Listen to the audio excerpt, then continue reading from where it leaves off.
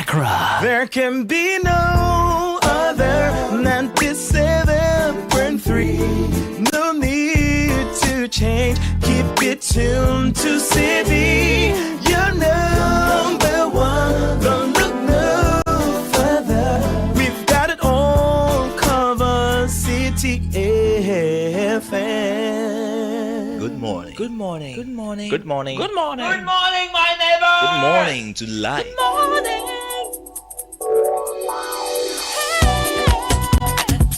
Music, talk,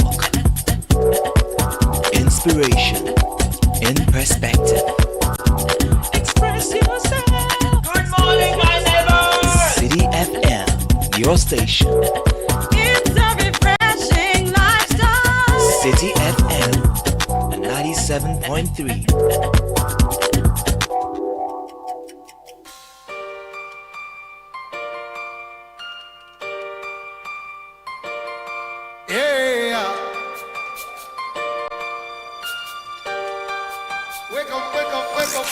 Unleashing the power of relevant radio.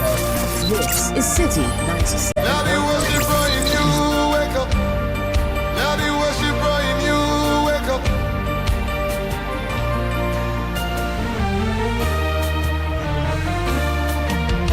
The Citi Breakfast Show. Rise above the noise. This is my story. You are my song. All day, all night, I will sing of your faithfulness. This is my story. You are my song. All day, all night, I will sing of your faithfulness. From my spirit to my soul, until my voice re-echoes, you are worthy of my worship, worthy of my praise.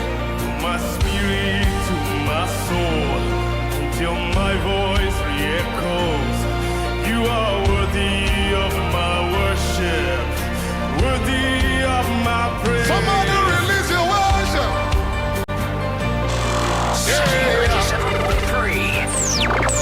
We worship.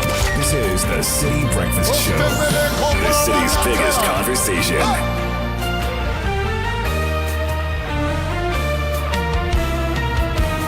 Lift it up, everybody.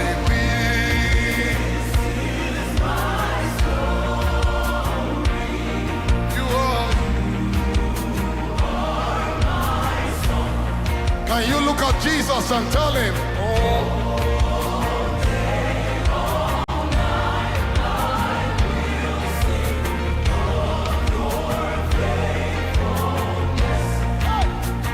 This is my story.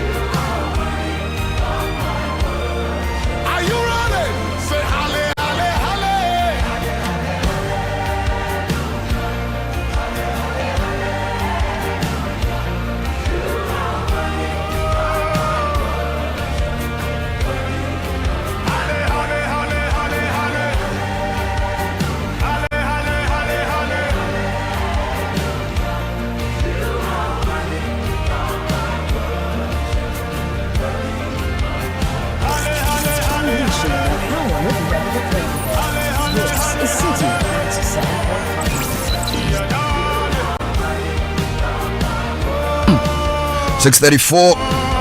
Oh my God. From my spirit to my soul until my voice re-echoes.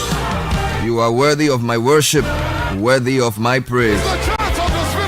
Don't sing a you can with Lawrence Oyo. This is my story. This is my song. He is worthy of my praise. He is worthy of my honor. Starting the week on the 6th day of October 2025. The dial is 97.3 Citi FM. Welcome to the Citi Breakfast Show. There are many things a person should master in his quest to becoming excellent. Goal setting, vision framing,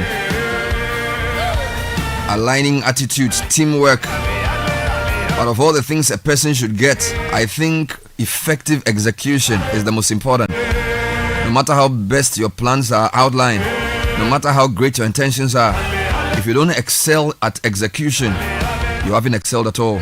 Because execution is where the rubber meets the road. So whether it's a cleanup exercise or organizing a sporting event, you need to be excellent at executing, getting things done. So be an excellent executive at ensuring that your team emphasizes efficient and effective execution as the key to differentiating you from others. Business Sense on the Citi Breakfast Show is where we start off from. It's an inspirational business thought. Newspaper review is where we jump from, with headlines from everywhere, mainline and online. Brought to you by Total Energies Africa. From the 6th to the 10th of October, we're saying a big thank you to you with something special just for you. Drive to any participating Total Energies service station and you could be one of the lucky customers to receive free fuel. Absolutely. We've got branded souvenirs and goodies for you as well. So check out our social media pages on Instagram, Facebook and X. Discover the participation stations and more as Total Energy celebrates you. The Sika boom is ongoing. Save 500 cedis or more in your Fidelity Bank account. You could win up to 100,000 cedis, 100,000 cedis in the grand draw. Visit any of our branches or agent points, deposit in multiples of 500 and win big. It's been raining over the weekend. Rain at night, promises to rain a bit more. Until my voice re-echoes. And it appears there will be more rains in the coming days, particularly in the northern part of the country.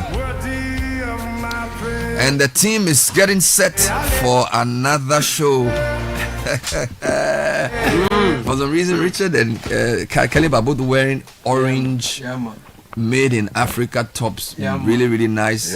Yes. My designer brought me a few new clothes, but she brought them to Adabraka when I was at Tesano. Oh, Baba, no. So what I'm wearing is an interim thing because she brought me something like this. Oh, that's good. It would have been perfect. So I will wear it in the course of the show. Yeah, so we'll do triangle. Yeah, man. Yeah. Yes. So we say good morning to all the designers. Yes. And I like to say this month our focus is on the Northern Business Yeah, Forum. man. We think that the Upper East, the Upper West, the Northeast Savannah and the Northern region have a lot of enterprising business people That's true. who do some amazing things. Yes. And we need to give them visibility. Sharp. We need to create markets for them. Yeah. We need to also let people know that good quality comes from the north. Beautiful. So on the 25th and 26th of October, all routes lead to the Tamale Sports Stadium. Oh, beautiful. Yeah. As innovation, creativity, man. design, Yeah, man. and decor Yes, sir. take the center stage.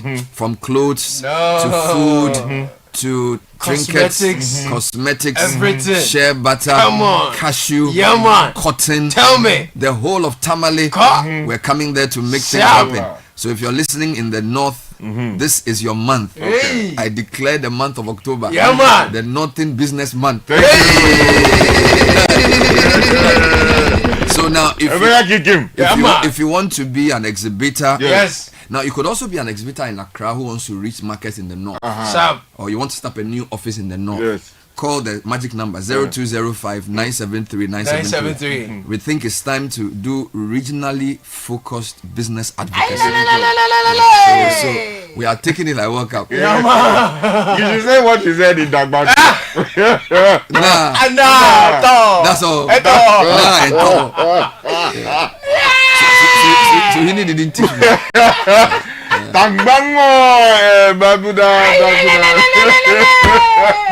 The current time says this morning, Galamsey fight. I'll declare state of emergency if President John Dramani Mahama is drawing a lot of fire.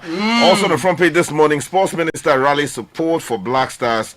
Kofi Adams is smiling here as the team nears World Cup qualification. Okay.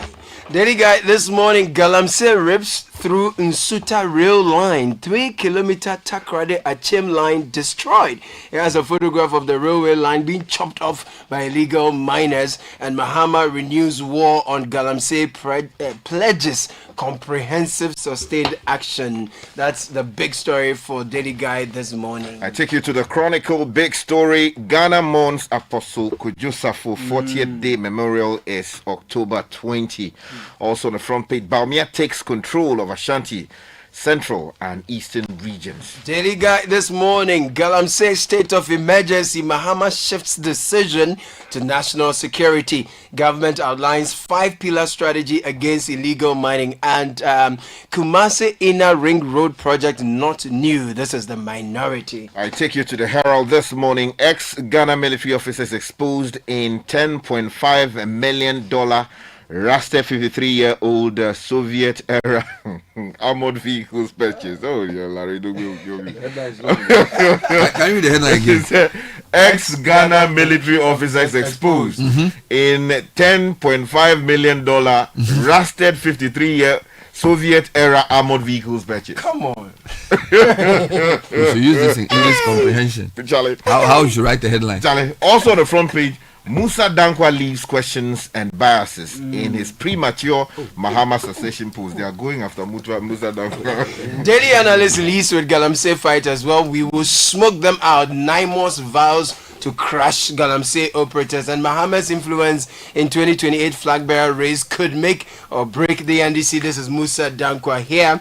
And still on Galamsey, it destroys Bonsawere railway line after years of neglect. Sam George snaps $150 million Rectron deal, backs $50 million Telecel bid for 80 Ghana. And Togbi Apada is here. He says, recover or lose. Let me take you to the Custodian newspaper. The big story says, we'll pick Baumia for 2028. Ashanti, Eastern, Central, Greater Accra MPP delegates have declared. Also on the front page this morning, lawyer notifies Parliament to impeach Mahama over Galamsey crisis. Wow. The news center says Ashanti, Eastern, Central, Accra swing to Baumia, and state capture unfolds as FGR Blue Gold's mining lease has been expropriated to Heath Goldfields. And the other one here, interesting, Ghana has $2,600 millionaires, ranks 8th in Africa. Sorry. Repeat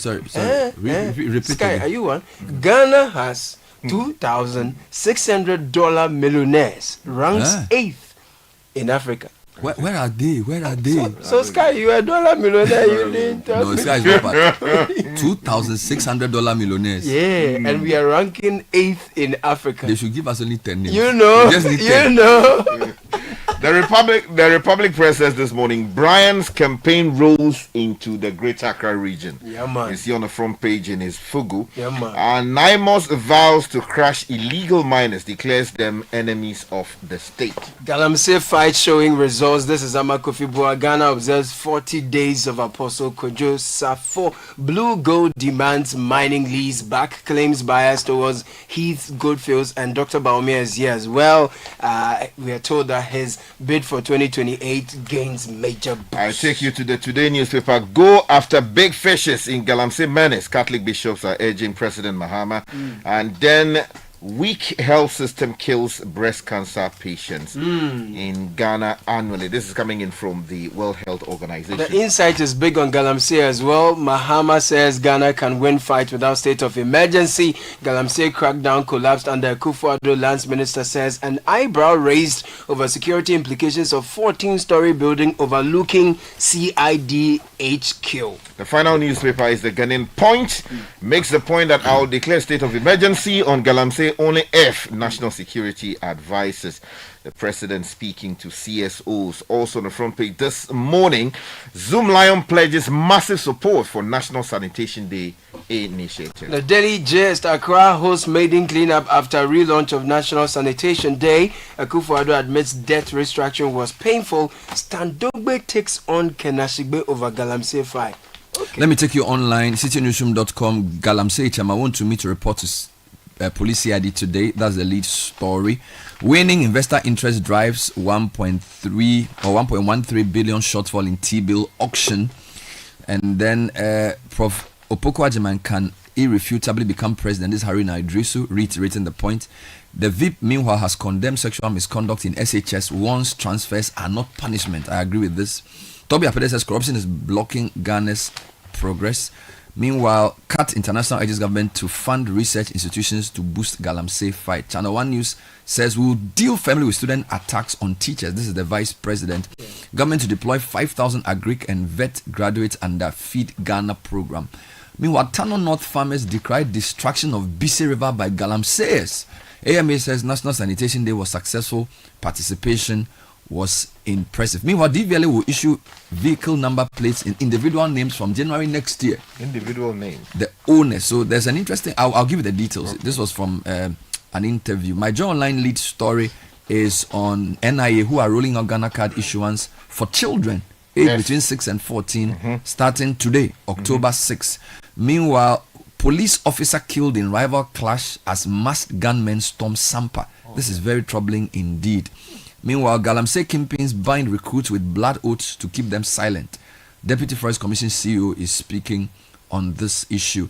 If I take you to the High Street Journal, this is a very interesting, deep story on GIF, MIF, Get Fund and Co. The funds that forgot their purpose. It's a question on infrastructure funding or financing in Ghana. Meanwhile, there's a question that I know you want to answer. Why is Ghana's internet still so expensive in 2025? That's the question that the High Street Journal. George has reduced the price. So no, this internet. Yes, internet. Yeah, but it didn't apply to broadband. It was just mobile. Okay. It was just like so there were different aspects of that were not dealt with. Okay. And so let's get into the details. Okay, I want you to take us to the rail line that has been taken over by illegal miners. This actually provoked me over the weekend. I saw you were very angry. We'll deal with that today. The graphic has it. Page number 13 has the details. 3-kilometer Takoradi Achim line destroyed. Doche Kobla Akrobotu writes that about 3 kilometers of the 60-kilometer active rail line stretching from Takoradi through Achim to Nsuta in the western region has been destroyed by illegal mining activities, halting the Ghana Railway Company's manganese haulage and other operations. Wow. The damage which was discovered last Wednesday has affected rail tracks, slippers and works at Achim, a community near Nsuta in the Takwa and Soya municipality, while large portions of the land on which the rail line lies are degraded in yet another telling impact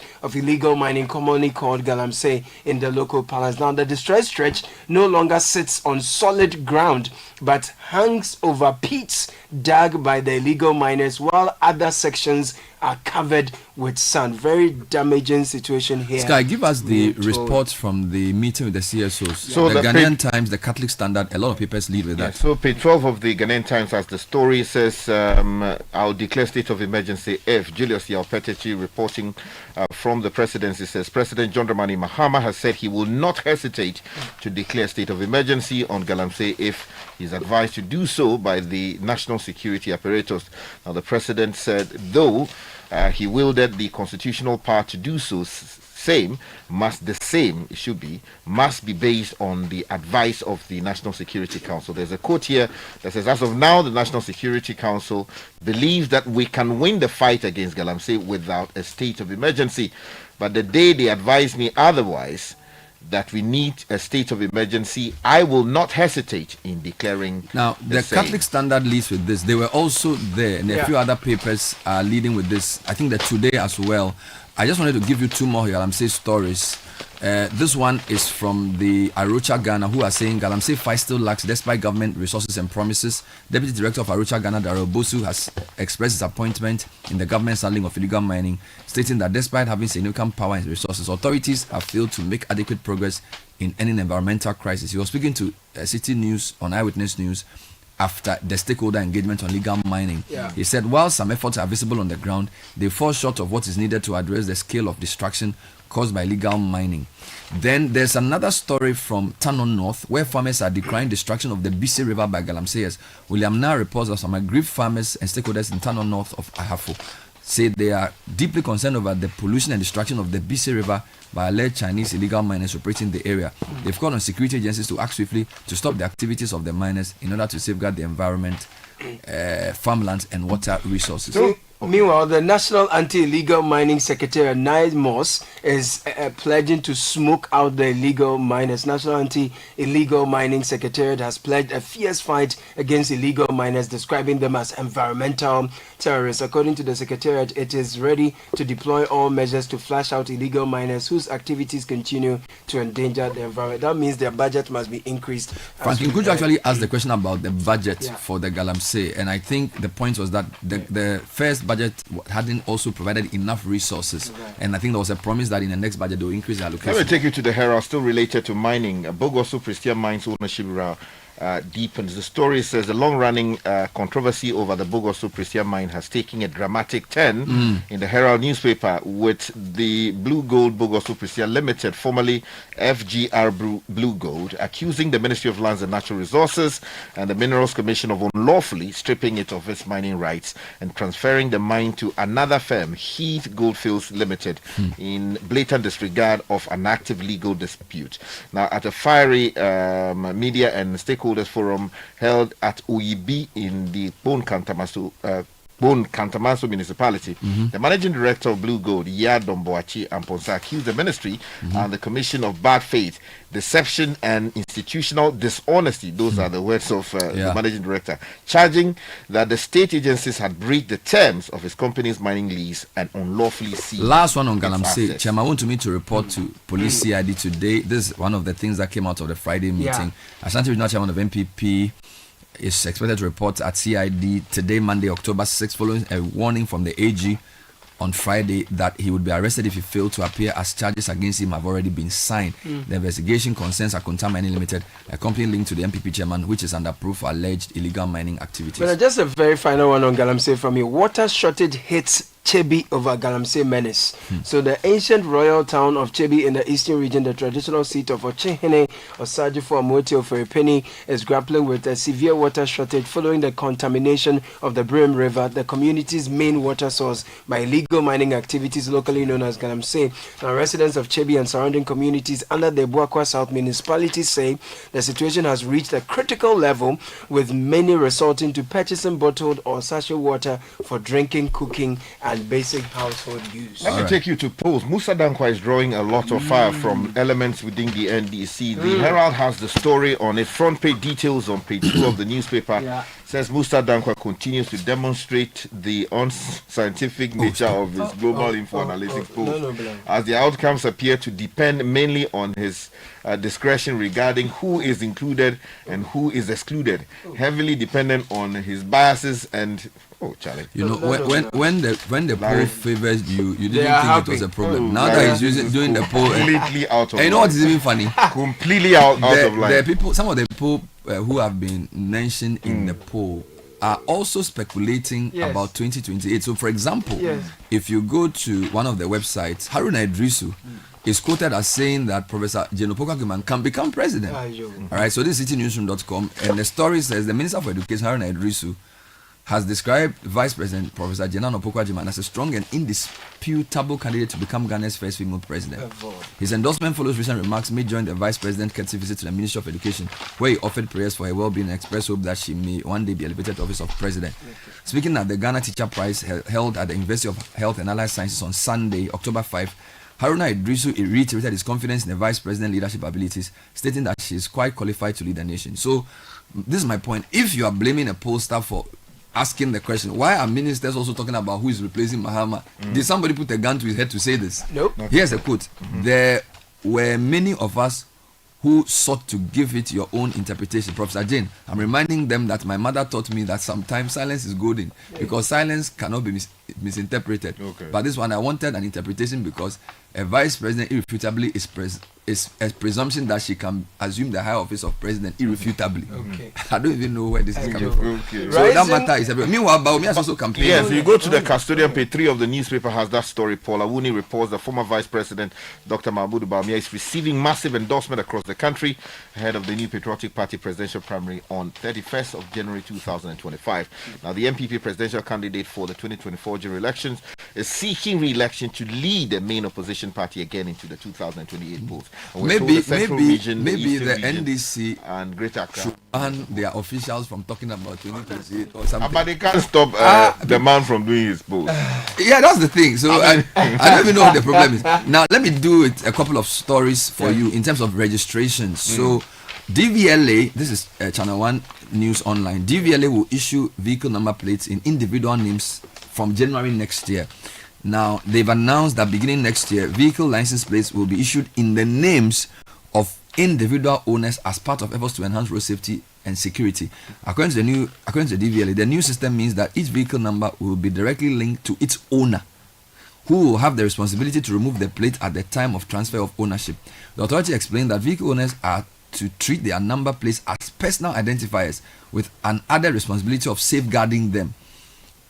This policy is designed to enable security agencies to link a unique vehicle number to an individual, strengthen law enforcement and safety. I think there's a point. You know, when you're in advanced countries and maybe your vehicle runs the red light, the car number is linked to the personal home address of the owner of the vehicle.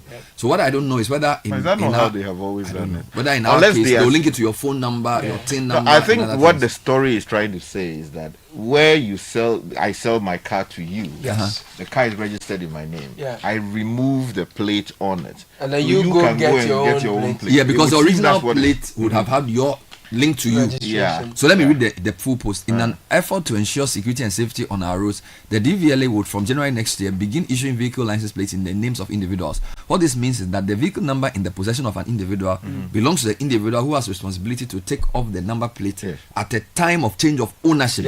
Once implemented, every vehicle owner is entreated to see their vehicle number as their personal number with additional responsibility of protecting same.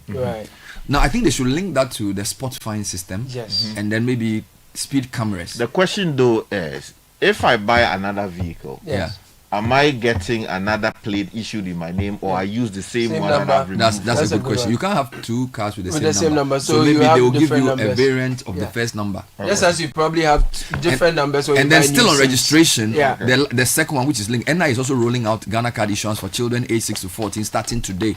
So the National Education Authority says the initial phase of the exercise will take place in 56 districts nationwide and will cover children who have already completed their registration. The cards will be distributed at the same place where same schools where the registrations took place. How clean is the city looking? Over the weekend, the mayor, Galmanche, and the local government minister, there was a massive cleanup across the city. There's a beautiful photograph. It was a good start. I just need to say that in a few places, people have left their refuse on the road. For example, if you're driving on the Ring Road Central, getting towards Nkrumah Circle, for about 200 meters towards the peak of the circle, they've left the effluence and the rubbish on the road. You know, so and it's raining too. So I'm pleading we've killed a snake. Let's cut off the head. Let's collect the refuse from the road. Good morning. But it's a good start. Yes, we like it. Thank you very much, Richard. Thank you very much, Caleb. Coming up next is the Citi Business News.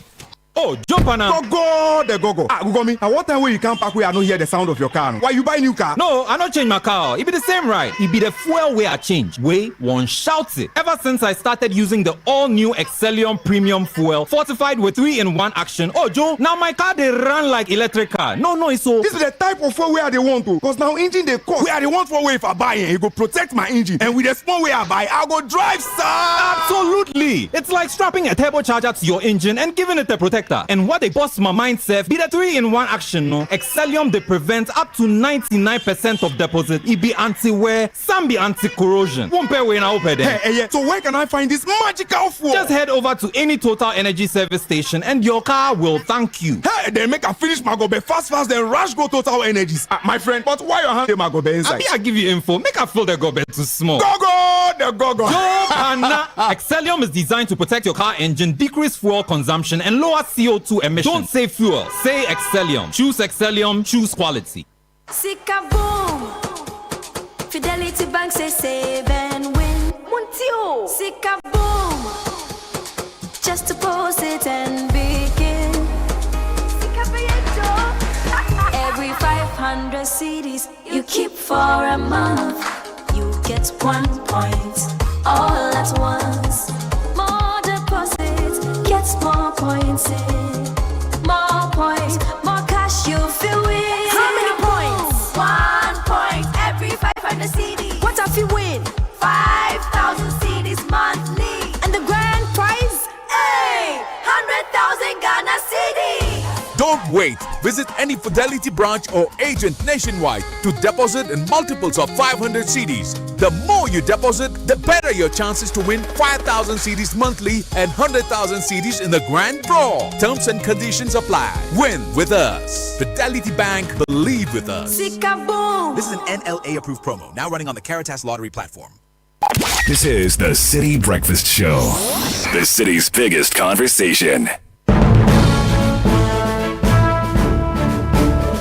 City Business News at 7 with Nashika Caesar. Good morning.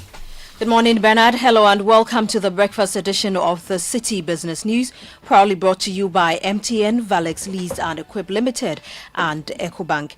I'm Nashika Caesar. Coming up, International Monetary Fund IMF review entered second week as Ghana eyes $360 million. Also coming up, investor appetite for treasury bills weakens as government misses target by 1.13 billion cedis. And later, investor confidence pushes Ghana Stock Exchange market value past 160 billion cedis.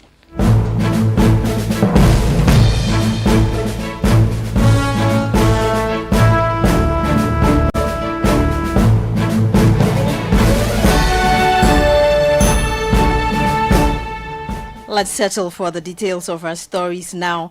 Ghana's fifth review under the International Monetary Fund IMF program has entered its second week, with a mission expected to wrap up discussions by October 10. A successful review could unlock another $360 million for the country, further boosting the $2.3 billion already disbursed under the 3-year $3 billion extended credit facility. The IMF mission, led by Dr. Ruben Atoyan, has been in Accra since late September, engaging technical staff of the Ministry of Finance and the Bank of Ghana to assess progress on key fiscal and monetary targets. City Business News understands this week's discussion will be heavy on revenue mobilization. First, let me just step back to say that on July 7th, the IMF's Executive Board completed the fourth review of Ghana's program with the fund. Ghana received about $367 million at that time, and total support under the program reached $2.3 billion since May 2023. As you alluded to, we do currently have a team on the ground in Accra for the fifth review under the program. The team is holding discussions with the authorities and other stakeholders. Obviously, the team is going to be assessing progress made, continued progress made under the program, and they will, the mission will conclude on October 10th. But we would expect, of course, the team to communicate in due course. That was the International Monetary Fund's Director of Communications, Julie Kozak, speaking there. Now, investor appetite for treasury bills weakened last week as government fell short of its target by 1.13 billion Ghana cedis.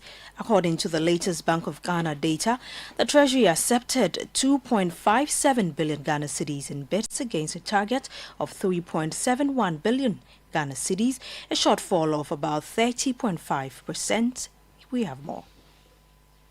The 91-day bill saw the highest participation, with roughly 99% of the 2.03 billion Ghana cedis tendered being accepted. This was followed by the 182-day bill, where 389 million Ghana cedis was taken out of the 394 million Ghana cedis submitted. For the 364-day note, 165 million Ghana cedis was accepted from the 170 million Ghana cedis tendered. Market analysts attribute the shortfall to waning investor interest in T-bills as more investors shift towards alternative instruments offering better returns. Yields eased marginally across the short-term curve, with the 91-day bill falling by 3 basis points to 10.47% from 10.50% the previous week. The 182-day bill dropped by 4 basis points to 12.35% from the 12.39%, and the 364-day bill slipped by 2 basis points to 12.87% from the 12.89% recorded the previous week. This week, government is targeting 5.26 billion Ghana cedis in its next auction. Natali Neti Ajaho filed that business desk report. Now, investor confidence on the Ghana Stock Exchange GSE has strengthened, pushing the market capitalization to 160 billion Ghana cedis as of September 30, 2025, a record high. The GSE Composite Index has advanced 67.0% year to date, supported by increased demand for both banking, oil, and telecom stocks, signaling sustained interest from both local and foreign investors in Ghana's equity markets. This performance cements the exchange's position as one of Africa's best performing markets this year. Now to some other stories. The Chamber of Agribusiness wants the government to involve the private sector in providing adequate resources for the deployment of agricultural extension officers. As part of its flagship Feed Ghana program, the government plans to deploy 5,000 graduates in agriculture and veterinary sciences across the country. The initiative is expected to translate research findings into practical solutions while delivering modern extension services to boost agricultural productivity.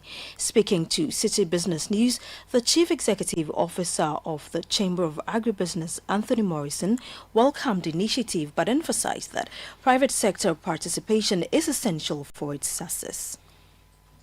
Government has never been able to resource agriculture extension officers after the first president of Ghana, Dr. Kwame. So there is a need to follow where other developed countries are going, which are the private agriculture extension service companies. You do targeted engagement of them and give them targeted metrics or key areas for them to perform. This is what is transforming global giants like Brazil. So if we are really serious as a country and we want to become more competitive, government needs to loosen up its grip on the agriculture sector and also allow the private sector to come in. Anthony Morrison is the CEO of the Chamber of Agribusiness. Now, on the interbank market today, the dollar is selling for 12 cedis 55 pesos, while the British pound is going for 16 cedis 92 pesos, and the euro is going for 14 cedis 74 pesos. And that's it for the breakfast edition of the Citi Business News, proudly brought to you by MTN, Valex Lease Equip Limited, and EcoBank. I'm Nashi Kasiza. Many thanks for your company. Do you have a great business day? If you know these sounds, you didn't just live through the 90s. You lived the experience. Back then, connection took minutes. Today, it takes a blink. You express yourself with memes. You hold video calls across continents. You say hey to an AI who responds, "Hello, Kwame." You order rides, dinner, and dreams all from the palm of your hand. A lot has changed, so have we. For over 3 decades, EcoBank has evolved with you, leading digital banking in Ghana and across 33 African countries, pioneering solutions built around how you live, move, and dream today. From our express points to EcoBank Pay, online banking, and the mobile app, we are where you are. Here for today, ready for tomorrow.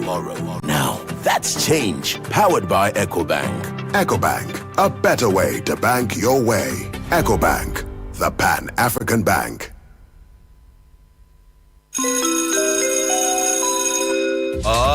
Announcing Ghana's first unlimited photocopier leasing. Yes, from just 983 Ghana cedis, you can lease a multifunctional photocopier and print unlimited. Yes, unlimited and free paper every month. Guess what? That's not all. Toners, repairs, and maintenance all are free. And oh, I'm not kidding at all. And we cover the whole country. Yes, the whole country. What are you waiting for? Just visit us at www.valexlease.com or call 0244 644048. I repeat, or call 0244 644048. Remember, terms and conditions apply. Valex Lease, affordable document management solutions.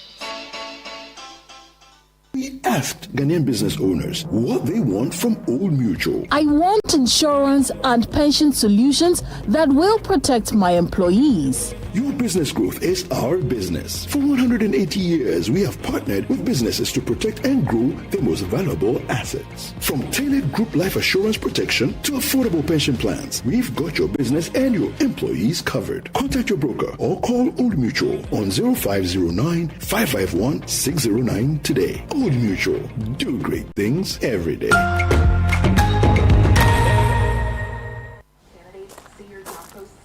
Ah, Ma, have you received the delivery? See, the rider's bay. Send in the momo. Okay, star 17. Pow. Don't you use a smartphone? Use the momo app, ne? Huh?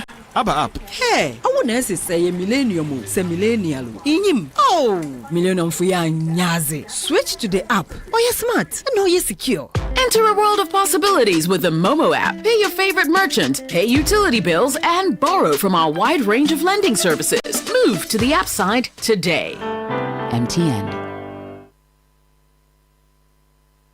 This is the City Breakfast Show, the city's biggest conversation.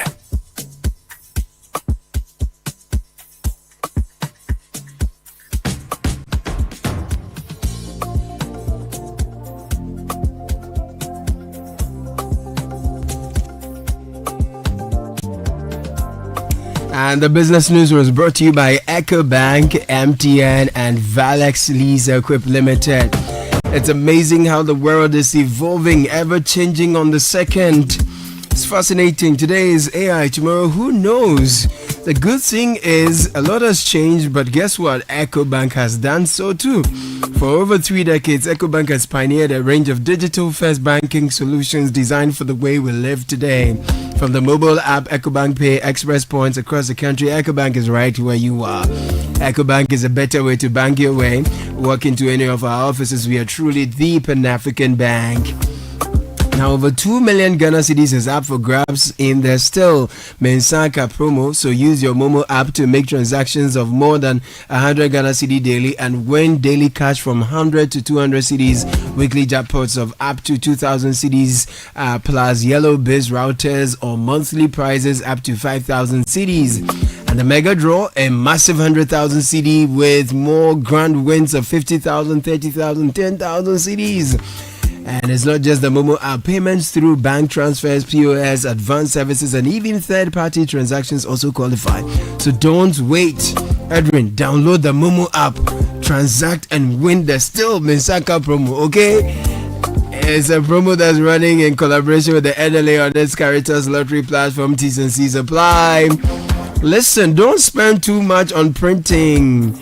What smart businesses are doing, offices, schools, and print hubs are doing now is instead of buy photocopiers, they lease and print unlimited. Oh yeah, Valex Lease Equip Limited makes that possible. They are Ghana's first unlimited photocopier leasing service.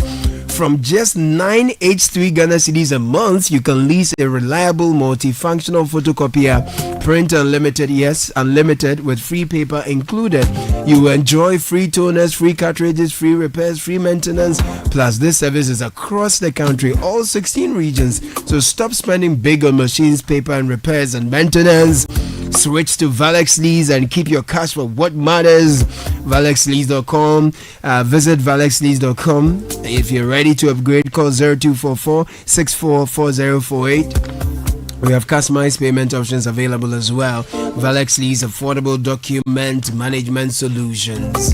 Kickoff is coming your way quickly, and that's brought to you by Lesheho and Shell. You deserve financial peace, and Lesheho is here to give you just that. No matter your expense, education, rent, or unexpected expenses, they are there right at the right time with the right loans, right interest. Simply call or WhatsApp now on 02700 4799. Let's make life easier. Lesheho, let's improve life. So how do you want your engine to feel today? Confident, protected, ready to perform? Let's talk about Shell V Power. Shell V Power with Dynaflex technology, specially formulated to clean and protect your engine, giving it that boost it needs. It's designed to remove performance-robbing deposits so that your engine performs at its best. Fuel up with Shell V Power at a Shell service station near you and feel performance, feel confidence, feel protection over and over again. Feel unbeatable because the best choice just feels right. Feel the feeling with Shell V Power. Shell go well. Edwin Kwalkofi, kick off.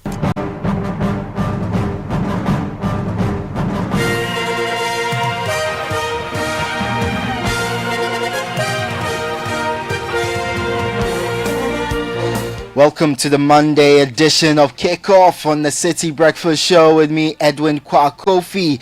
Coming up in the Premier League at the GTEC Community Stadium, the Citizens stung the Bees. Ball popped over the top, could be a potent weapon again for Brentford today. Here comes Erling Haaland, scored his first touch in the Champions League on Wednesday, and he's in here, and he scores! First attack for Erling Haaland today! Manchester City lead after 8 minutes. Showtime for Erling Haaland. Erling Haaland scored his 9th Premier League goal of the season to earn Manchester City a laboured 1-0 victory at Brentford, which lifted them to 5th on the table on Sunday. We'll bring you some more reactions from the Premier League, plus we have some updates from the Black Stars camp and some swimming news as well. More on Kickoff, which is powered by Shell. Shell go well. Politangana is on the GH. Lesheho, let's improve life.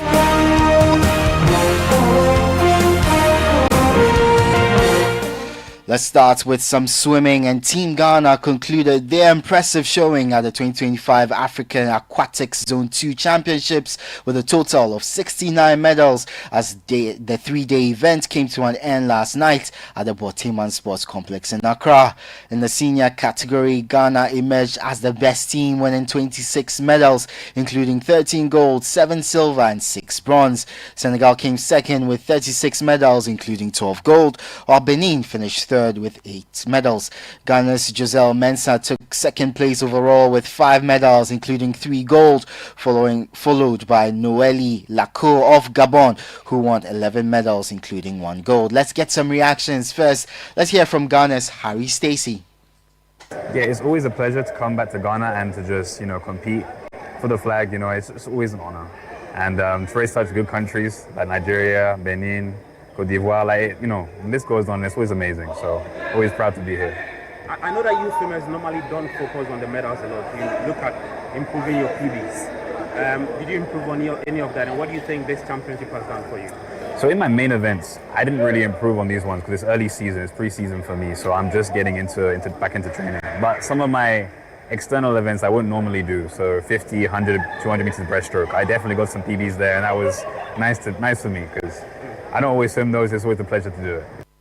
That was Ghanaian swimmer Harry Stacey. Let's also hear from Nigeria's Aiden Dumuje Abili, who was crowned Best Male Junior Swimmer after claiming 8 medals, including 6 gold. I'm quite excited and also proud of myself because all training I've done, it's all paid off, and at the end we succeeded. What can you tell us about the other competitors you face in the pool? They're pretty fast, very, very fast actually. Gave me a tough time, but luckily I still placed and did well. Were you doing the jollof in the pool with John as well? No, I wasn't. All right. What are your ambitions? What are you looking at yourself? Okay. To make to the World Championships and probably the Olympics. The voice of Nigeria's Aiden Dumuje Abili. This championship marked the second consecutive year Ghana has hosted the continental event at the state-of-the-art Borteman facility. This year's competition also served as an official qualifier for the World Aquatic Swimming Championships scheduled to take place in Beijing in 2026. Here's the president of the African Aquatics, Mohamed Diop, on the importance of this year's event at the Borteman Sports Complex. Is a qualification for many events, not only China on the for World Championship, but also for Dakar, because we are going to Olympic Games, use Olympic Games, and here we are very happy because we see the junior team fight and prepare this event. And I want to tell you, now I will go now in one meeting. One meeting, it is the name of Future Wave. It is a project of World Aquatic and Africa Aquatic. Mohamed Diop is the president of Africa Aquatics. Away from the pool, Coventry City forward Brandon Solomon Thomas Asante has officially replaced Iñaki Williams in the Black Stars roster for the 2 games in the 2026 FIFA World Cup qualifiers. Thomas Asante was drafted in as a late replacement for Williams, who picked up a leg injury while playing for Athletic Bilbao in the Spanish La Liga on Saturday, the 4th of October.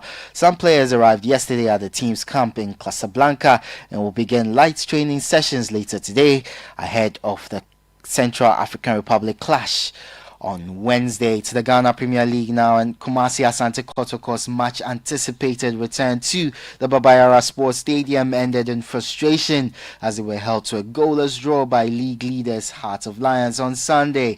Hohoi United made light work of Kerala United at the Hohoi Sports Stadium to hand the visitors their first defeat of the campaign.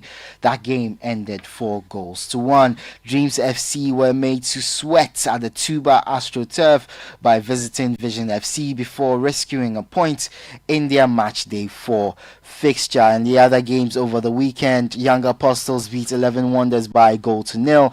Brekum Chelsea beat Basake Holy Stars by 2-0. Midiama were 2-1 winners over Nations FC. Swedro All Blacks, they lost at home by 1-0 to Bibiani Gold Stars.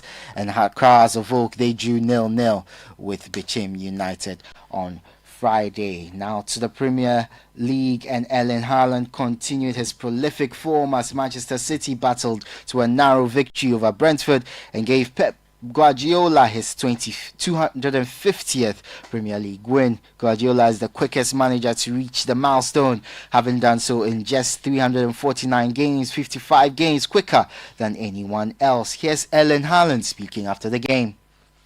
I think congratulations, another goal away from home and another 3 points.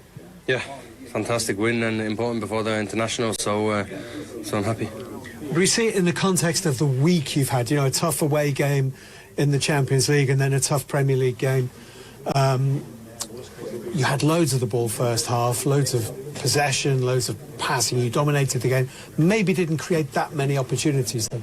No, first off, I think we did really well. We created chances. Tijani had a big chance to make it 2-0, but we didn't.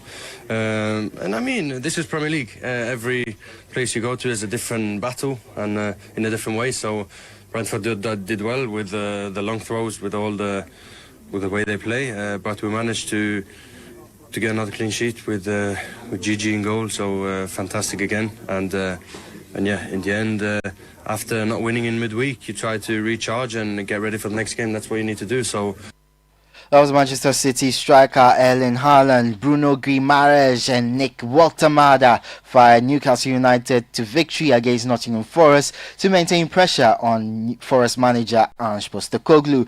Jack Grealish scored a dramatic 93rd minute winner as Everton came from behind to end Crystal Palace's club record 19-match unbeaten run. On Saturday, Ghana's Mohamed Kudus scored one and assisted another as Tottenham inflicted a first league defeat on Leeds United at Ellen Road for more than a year. Here's Kudus speaking after the game.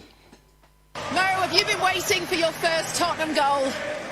Yeah, definitely. As an attacker, it boosts a lot of your confidence to score, but big credit to all the team today. I think everyone put a lot of efforts and I want to give Matty a lot of big credit because it's been tough not playing as a player, but how he carry himself, training every day and getting ready to like he showed today, So it's a big applause to him, and then I'm a big fan of how he comports himself and train every day even though he's not playing, So I'm happy he got his first goal and many more to come. You heard Ghana's Mohamed Kudus after scoring his first goal for Tottenham.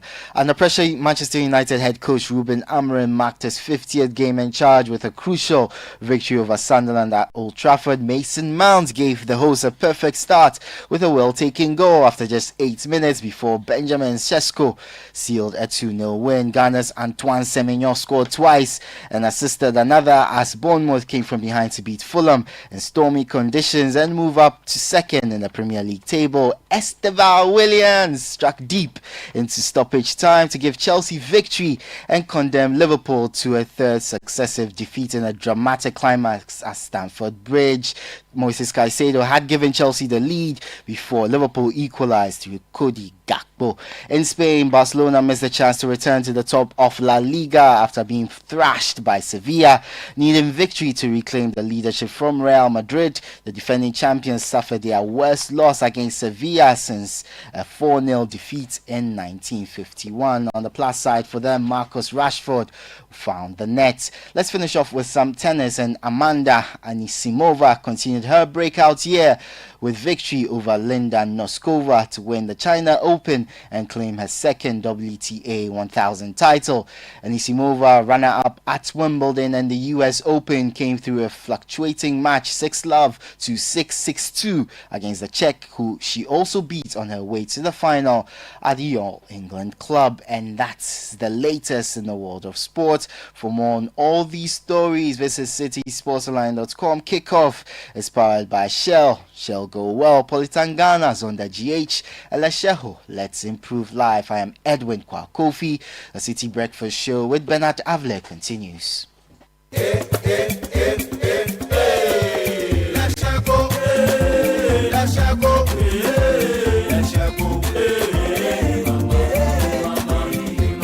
If you need unique services, innovative financial solutions, we deliver on our promise, cause we are number one. Let's share go, we improve your life.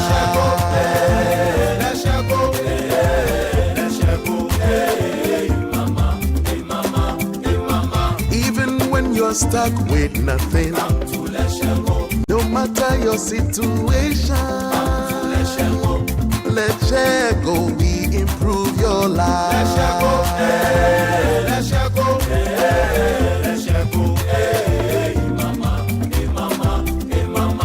Let's share go, we improve your life.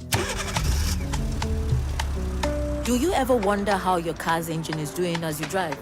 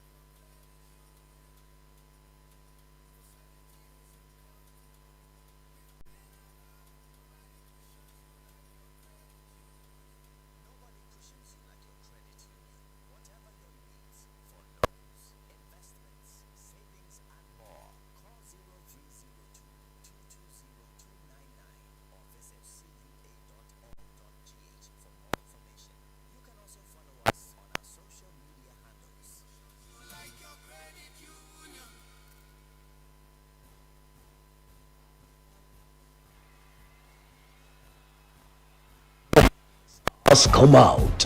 Ghana Week lights from hot red carpet.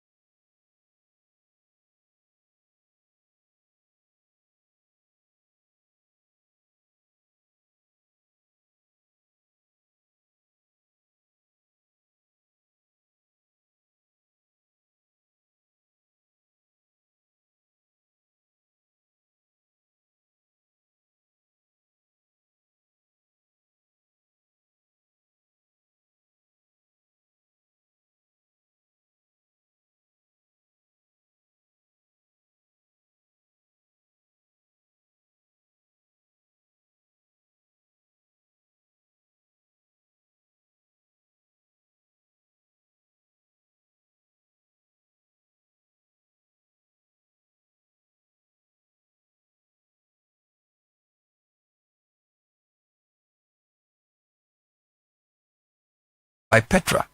Petra, achieve more. Join the conversation on the City Breakfast Show on Facebook at facebook.com/City97.3, Twitter at twitter.com/City973, and Instagram at instagram.com/City973 with the hashtag CityCBS. Luck is everywhere for everyone. The winning season is back, but this time I am collecting the wins like jollof at a wedding. The luckiest season 3 is here. Your chance to flip your luck or maybe your bank account too. 2 easy ways to join. Dial *712#. Hit 1 to buy for you or 2 to gift a friend. Feeling lucky? Pick 1 for a random number or hit 2 to choose your own. Pay with mobile money. Done. You're in. Or go to theluckiestafrica.com, click community tickets, choose your number or let the system do so for you. You can buy a ticket for your boo or your favorite barber. Pay with Momo or card if you're abroad. 1 ticket could turn your 1 Ghana Cedi into 500 times more. And the whole community could win 10 times over. Dial *712# or log on. Let's get lucky together because luck is everywhere. Play responsibly, not for persons under 18 years. This promotion is regulated by the NLA on the Caritas platform. Whether you're buying water from your favorite spot in Osu, shopping online for the latest styles, or booking your next getaway to Dubai, MasterCard gives you the freedom to pay your way. Insert, tap, swipe, click. So many options, yet so easy. With layers of security protecting every payment, your money stays safe. From Trotro to travel, MasterCard connects you to the life you've earned and the one you dream of. Ask your bank for a MasterCard today. MasterCard. Safe, convenient, priceless. This is the City Breakfast Show, the city's biggest conversation. The City Breakfast Show. Rise above the noise.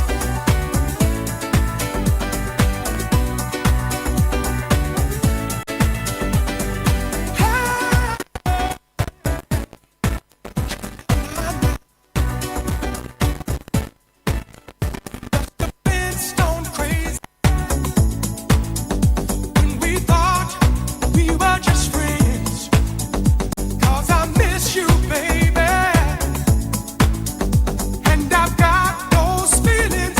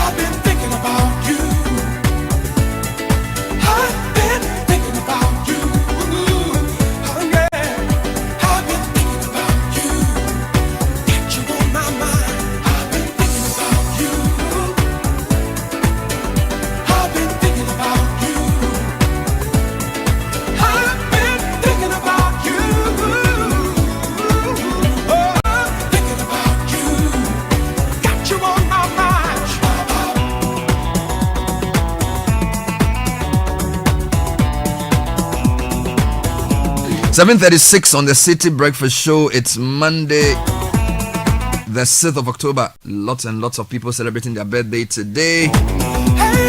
And Killer, can you help me? There's so many people saying happy birthday to this person or the other. So this one says, there are lots. Happy birthday belated to the Municipal Chief Executive for Lejokuku, Israel Ajete Ochienma. Yesterday was your birthday. May this new age mark the beginning of countless blessings and favor in your life. Wishing you good health, happiness, and continued prosperity. This is coming from Philip Ni Latte. Others, this one says, happy birthday to Patience Pukua Aqua, aka Mami Pukua of Anumle. Wishing you apologies. Anumle. Wishing you all the best. Happy birthday to Nicole Zina Emeka Bennett of Desvi International School in Santor from your parents, Mr. and Mrs. Eze Emeka. And happy birthday to Mr. Kofi Boateng Safo, CEO and Chief Advisor at ABSL Consulting PTV, from members of the YNWA You Never Walk Alone Family Ghana. Very well. Happy birthday to Safianu Hassan. Okay, Safianu Hassan of the Audit and Assurance Department. Belated birthday also to Nicholas Achene of the Audit and Assurance Department, and Benjamin Alinho of the Tax and Legal Department. You know where this is heading, of Deloitte, from your country managing partner Daniel Kwejo Owusu and all staff of Deloitte. Let me start from here on the WhatsApp board. Bernard, good morning. Please wish Phyllis Adiki Tetewayo of the OT Regional Directorate and the Acting Mental Health Coordinator of the OT Regional Hospital, wishing her the best in life, from Mam Seduji Selikem and the whole family. Nice one. Happy 11th birthday to Lisa Asarebia Poku of Greyston School, PS Global. May God richly bless you as you grow into a smart and wonderful young lady. Our champion competitive swimmer and pianist, we love you very much, from Daddy, Mommy Lemuel, and the entire family. Happy birthday to my 11-year-old son, Duke Troy Apadankwa of Temple Christian International School. May he always be a blessing to everyone, from your parents, Nana and Iris. And this one says, please, my son, Brichum Kekeli Kendrick, is 4 years today. Kindly help me wish her... can you help me wish him happy birthday?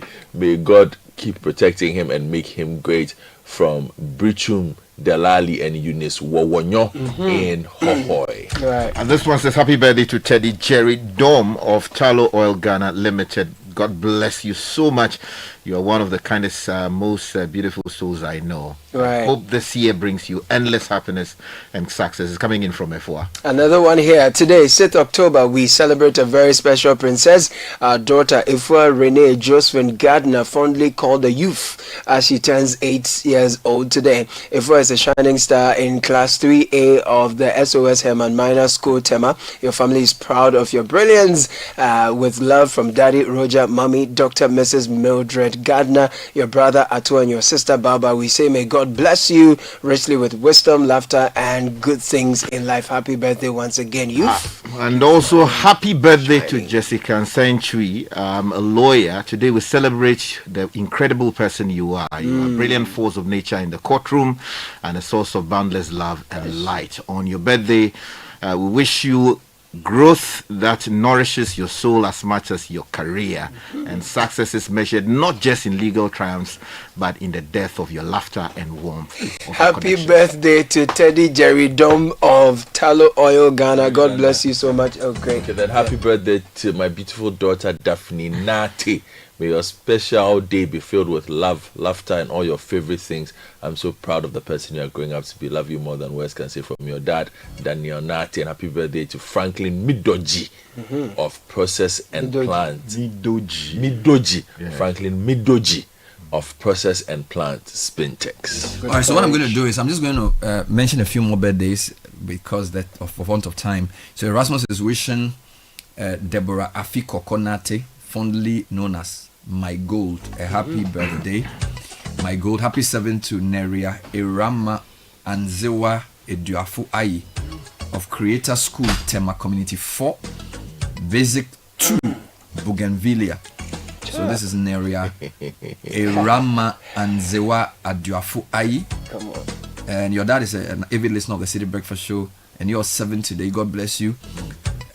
And also to our daughter Ifwa Renee Josephine Gardner, fondly called UUF. She turns 8 today, class 3A. You mentioned that. Happy birthday to Vicentia Adjoatima Mensa. Vicentia Adjoatima Mensa is the head girl of St. Mary's Senior High School, Collegono. I think this is coming from your father or your mom. I'm not really sure. Forgive me, but this is really somebody who's like a parent. All right, so all of these messages are brought to you by MasterCard, who are saying, don't just use words. Spend on those you love. Do it the easy way. Do it the MasterCard way. Let's talk convenience. Let's talk safety. Let's talk the power to make payments on the go. You can buy breakfast, lunch, and dinner from your couch. You can shop locally and internationally with just a tap, or by inserting your card, or by scanning. Leave cash in the past. Go to your bank and switch to MasterCard today to be on your way to something truly priceless. That's interesting. I said something to keep an eye on. Today, the 2025 Nobel Medicine Laureate will be announced. So the Nobel Medicine Laureate will be announced. There's always somebody who comes in there to break boundaries. Yeah. Here's another final one. A shout out to His Royal Majesty Dega Kojo De, the 12th Paramount Chief of Peki Traditional Area, and Togbeke Agbezoli, the 9th Chief of Peki Udome, and all chiefs and people of Peki for a successful Yam Festival coming in from Mr. Dagadu. All right, now this is what I feel like doing. Crossing over to the Western region to speak to our correspondent. Richard Sky, you shared a video of a rail line that was hanging. Apparently because some people had decided to mine underneath the rail line. And you said this was so heartbreaking for you. And do you know if this is a recent video or it's an old video? My understanding is a very recent video. Very recent video, okay. And what town was this taken from? This was somewhere in the Bogoso area, in the Western region. All right. So, were you worried about the mining or the rail? What was the problem? What was the... So, two things. First of all, these guys are doing so much damage to our environment and compromising everybody's health. Nobody is left out. That angers me a lot because we've been doing this since 2015, you and I and the rest of the crew, including Gottfried. So it's something that annoys me. But another thing that actually provoked me was the sheer extent of the damage that has been done to the rail line. Bernard, it is not cheap to lay rail lines to anywhere in this world. It is an expensive venture. It is the case that we have neglected many of the lines as a country. We have not done well in that particular space. But for people who are citizens of this republic, and in some cases, persons from outside, to go in their search of daily bread, as some claim, to destroy a national infrastructure the way they have, look, something serious must happen to the people responsible. Because there can be no justification whatsoever. It is, you have destroyed our environment. Can you describe what you posted? Because this is radio. Okay, so Bernard, we're talking about the rail line that we're talking with my understanding is towards the Unsuta, from Achim to Unsuta area, the western region, which is around the enclave where Ghana does a lot of bauxite mining and hauling them from that place towards the Takoradi port for export. Somehow, people took their earth-moving equipment, chamfan and related, offensive equipment, to mine under the rail line. To mine? Yes, we are talking about 3 kilometers or so of rail line that they have destroyed as a result about of the 3 kilometers? Exactly. Wow. So what it means, rail line has to pass on top of the hard earth, right? Because they removed the earth underneath the rail line. The line is hanging. The line is hanging and in some cases collapsed. Wow. You understand? That's so what it means is that line has become immotorable. No train can use it until we are able to find money, repack the sand, fortify it, and then use the lines to move across it. Wow. And that is some investment that I should not be paying for. That kind of investment I should not be paying for it, because I have already paid for it. And it is the state's responsibility to find and prosecute the people responsible. Do we know how long this has gone on for? Maybe, of course, when I speak to the correspondent, I'll get that information out. So you feel like that's a good entry point for the Galamsey conversation? It is. And to be happening the weekend when the president met CSOs to talk about progress made in the fight against Galamsey is quite startling, right? Yeah. That even within the period where the president and the team are trying to say, we are doing this, that, or the other, here's a community that's disregarding all good sense to destroy our real infrastructure. Let's talk to Akwesi Ajay Enim to give us some further insights on this. We'll also speak to the real people, because on Thursday we interviewed the Minister for Transport and he was talking about plans to revamp the Western Rail Line. I'm not sure if he actually saw this or if he knows that this is what has happened to the rail infrastructure itself. Akwesi Ajay Enim is our Western Regional correspondent. Akwesi, thanks for joining us. Good morning. Good morning, Bernard. So this video that's trending regarding rail lines destroyed by miners, which particular place is this? And do you know exactly when this happened? Well, Bernard, so the devastation is taking place on a stretch. It's not like it's limited to a particular community. And we are not even doing it inside a town, but the stretch where it covers a certain area. So it is within the stretch of, Bonsarore community and Achim community. And this is not far from Insuta, where we have a manganese. And so we are looking at between 6 to 3 kilometers to Insuta, where we have manganese. And it's also, which connects to the Takrade harbor, where we used to haul our manganese. And the devastation actually didn't start today. It's something that has been going on. In August, we had a Ghana Railway Development Authority boss actually coming here to do some inspection. And when we got there, we saw some bit of that. But because, and I remember at the time, the boss did mention that they are going to have a combined task force working with the military and the Ministry of Lands and Natural Resources to put in a task force to actually make sure they stop the devastation. But after they left, the security, protection that we're expecting to have for the rail lines didn't happen. And that is how come today it's gotten this bad. This current footage is coming to us in the last 3 days. 3 days ago is where we got these footages coming from the place. All right. Now, do you know what length of rail line has been compromised by the miners? Because the video was very short, so I'm not sure. It didn't look more than 10-20 meters. But do you know how much of our rail line has been destroyed by the mining? I think it's within around 2 kilometers to 2.5 kilometers. But that is what I gathered. But I must say, it is not just even that portion. Along the stretch, spaces, other places that you see some Galamsey activities also approaching the line. But Bernard, is it a bigger issue? Is that one? It is not factual that because of this devastation, railway is not able to haul manganese. That is not factual. The rail line, the last time the Takrade to Insuta line saw the haulage of manganese was in the last quarter of 2024. And so, throughout this year, we've not had any haulage at all. And even prior to the last quarter that we had some haulage of manganese, the haulage of manganese has been intermittent. So they will come do few haulages within a certain space, and they go about 3 months, 2 months, then they come and do some. It's been very intermittent. And it's all because the line has been so much been deteriorated, and so they always have hitches whenever they try to haul on it. In the last 10 years or so, if you look at the quantum of haulage of manganese to Takrade Port, the rail line was doing around 3% out of the 100. The rest were being done by road, leading to the devastation of our.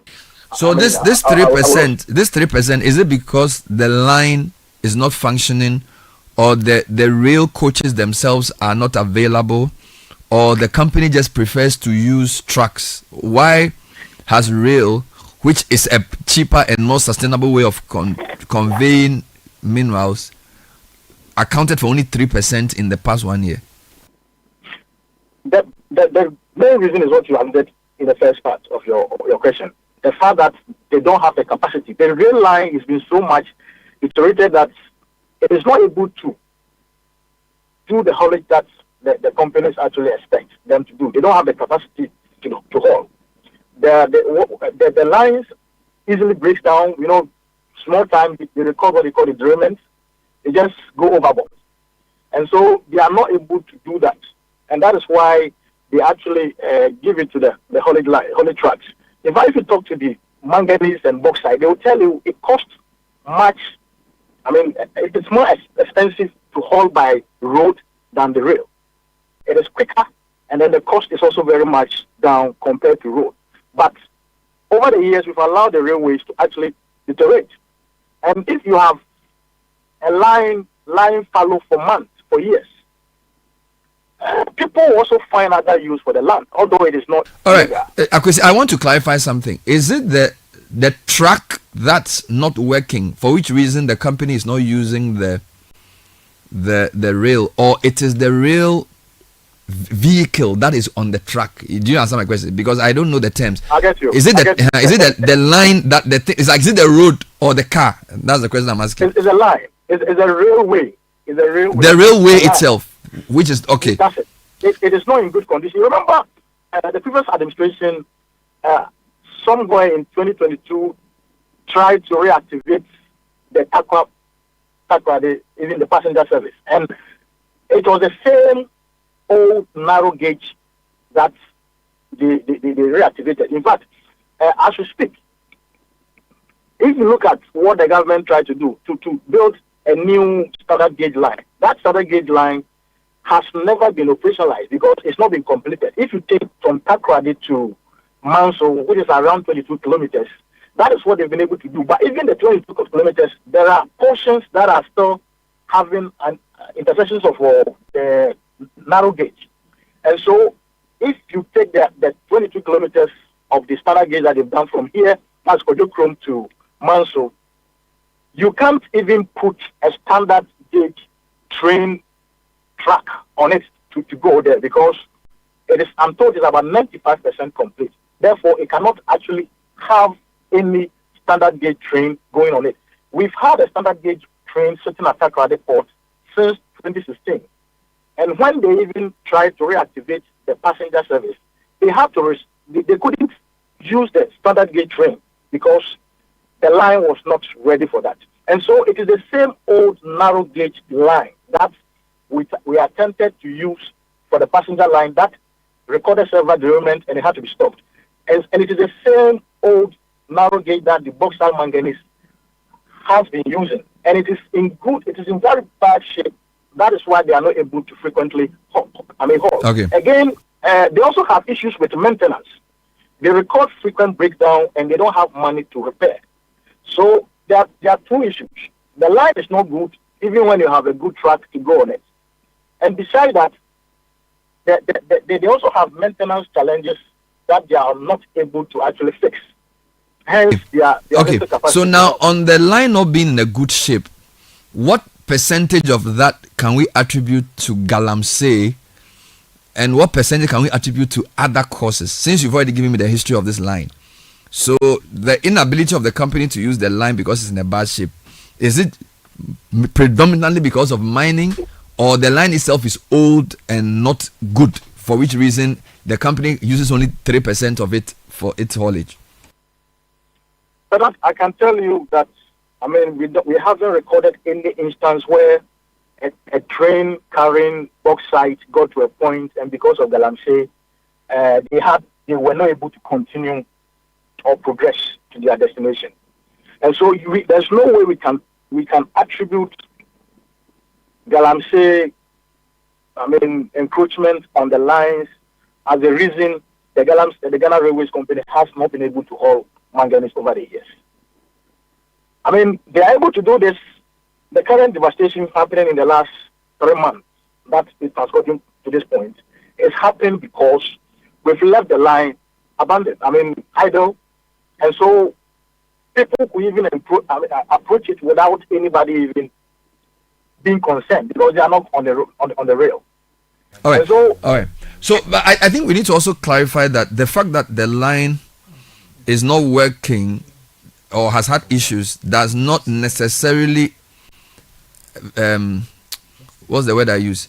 That doesn't justify the work the Galamsey people are doing. So the Galamseyers are worsening the situation because even if the line were working, what the mining has done is to render the line completely useless now, because now for some parts, at least the videos I saw, the rails are now hanging. There's no earth underneath. At the moment, you can say yes. At the moment, because of Galamsey, if the railway says they now want to haul, they can't haul. That is a fact.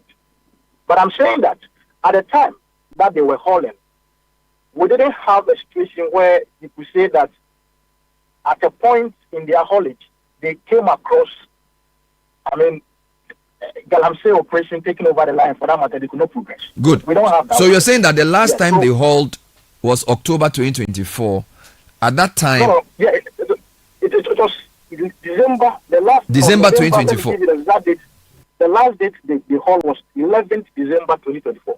11th and December at the time, they were able to run the full length from the mine to the port. Yeah. Exactly. So it means that we can deduce that this Galamsey that has left the rail hanging happened after December 2024. Exactly so. That's why I said that we were there in August this year, and they were encroaching. And so I remember the GRA boss, the Ghana Railway Development Authority boss, raised concern. We asked him what are they going to do about it, and he said, we are going to have a combined task force to actually come and make sure they don't get to the rail. This was in August. And so that's the point I'm driving at. That what is happening right now means that you can't actually haul.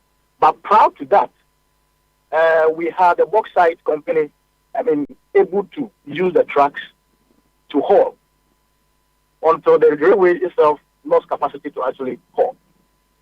Has the Railway Development Authority made any comment since this video came out? Yeah, yet to. In fact, yesterday I actually spoke to their technical officer, one Mr. Amin Al Hassan.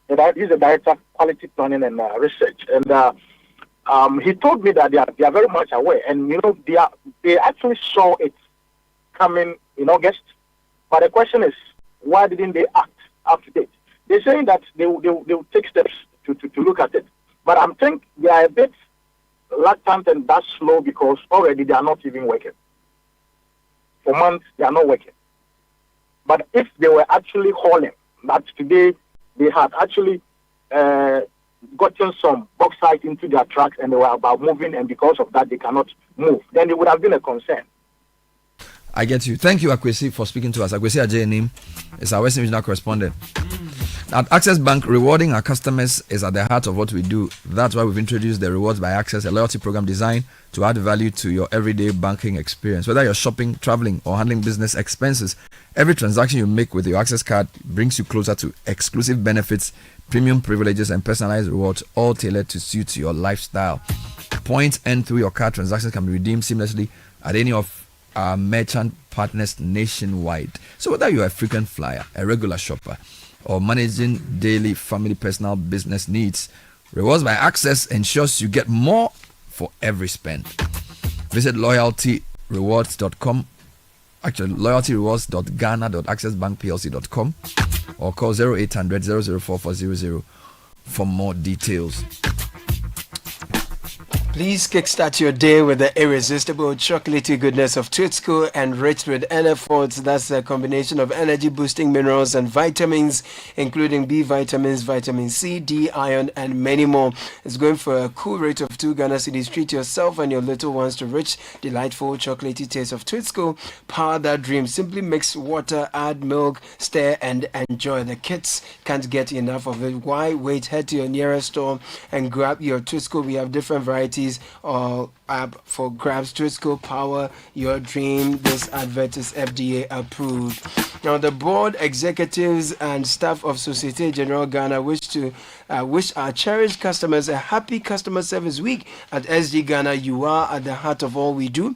And today we say a special thank you for your continued loyalty. Your trust and constant feedback inspire us to serve you better. So, as we reflect on this year's theme, Mission Possible, we pledge our continuous commitment to meet your needs and exceed your expectations. With us, your every mission is possible. Thank you for making Societe Generale your bank of choice. Cheers to many more years of fruitful partnerships, deeper relationships, and more excellent service. Societe Generale Ghana, the future is you.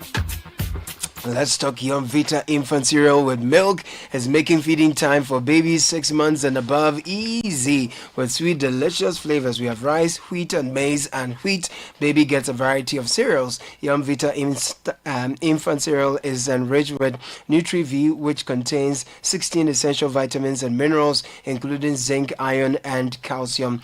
And so, Young Vita, good nutrition for a strong start, is an advert that's FDA approved. Time for taking social media trends.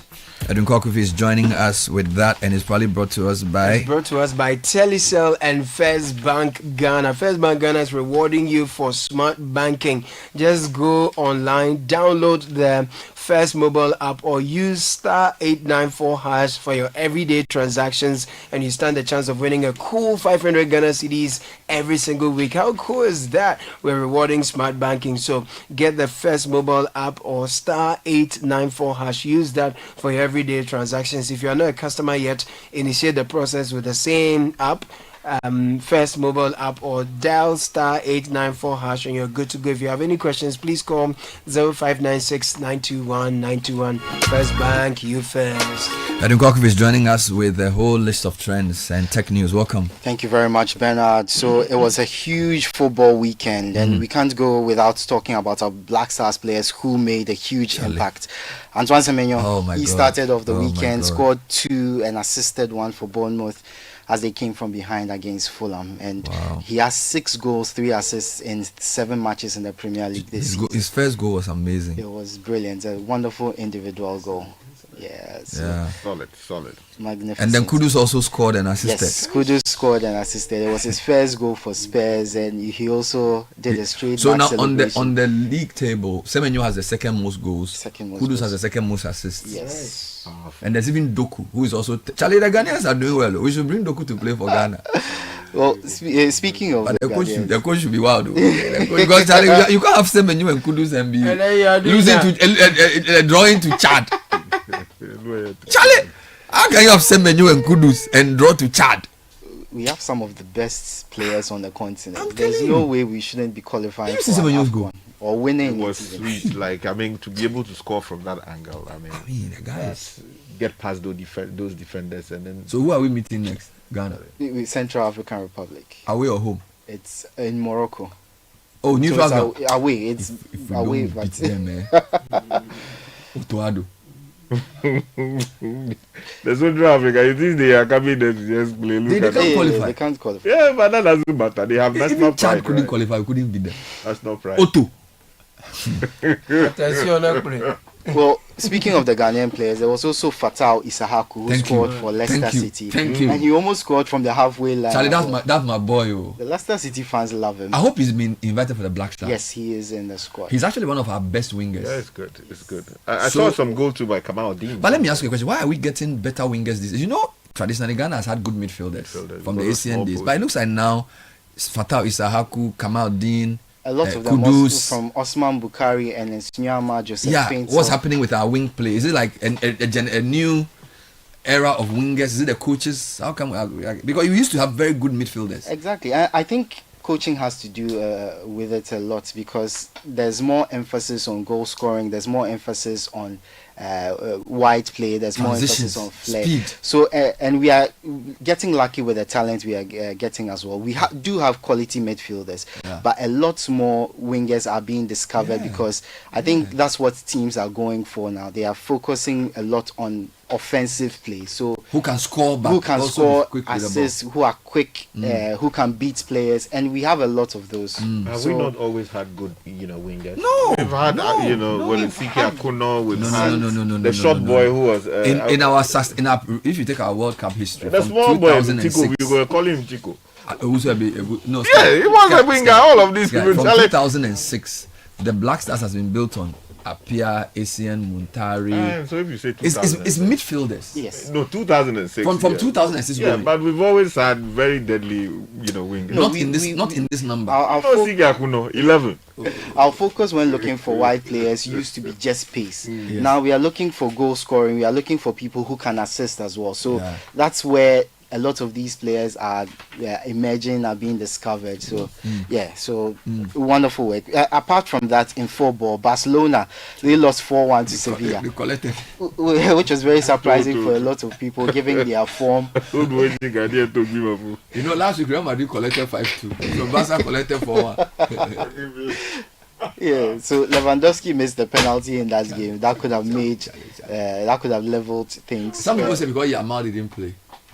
That's fine, but they can't always depend on Yamal. Rafinha also didn't play, and I think his absence was felt a lot more than Yamal's. And Rashford scored. That's a point for Man United fans who were always on his back. Let's move away from football. But why Chelsea played too? It's not trending. It's not trending. It's not trending.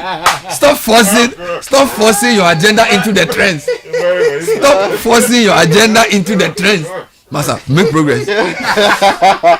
Make progress. Don't mind this man. Let's move away from football. And the president of the Ghana National Association of Teachers, Reverend Isaac Owusu, has come under fire. Right. For comments he made. Last week the focus. Last week we had a couple of issues of teachers involved in inappropriate relations with students allegedly, and he made some comments which people aren't too happy with. He's basically said that instead of male teachers to pursue students for sex, there are lots of single female teachers available that they could pursue. Who said that? The president of the Ghana National Association. Maybe he was trying to add to the discussion. Sometimes sometimes when there's something and you don't have anything to say, just keep quiet. Because you see, in a bit to add to the discussion, he's got to catch fire like them. I'm sure that he was thinking that he was adding. He said something useful. So it's basically just worsening the situation. So I think we should declare a silence on the issue because they are not everything they say. They are not saying it properly. Yeah. So, but it's also revealing the mindset yeah, of a lot of our duty bearers. Yeah. And it's very, very sad. Yeah, people aren't happy with the fact that this is basically someone who is responsible for leading a group of teachers who are supervising students, saying that instead of pursuing, making excuses for people who, instead of pursuing the younger ones, go after go and pray on the single teachers. Go and pray on the single teachers. It doesn't come across right. Yeah. I'm not sure he probably, to be fair, he probably was trying to say that if you're a man who's looking for a woman, there are single female teachers. There's everything wrong about that, because at that level, the students they are not, majority of the times, they are not more than 16.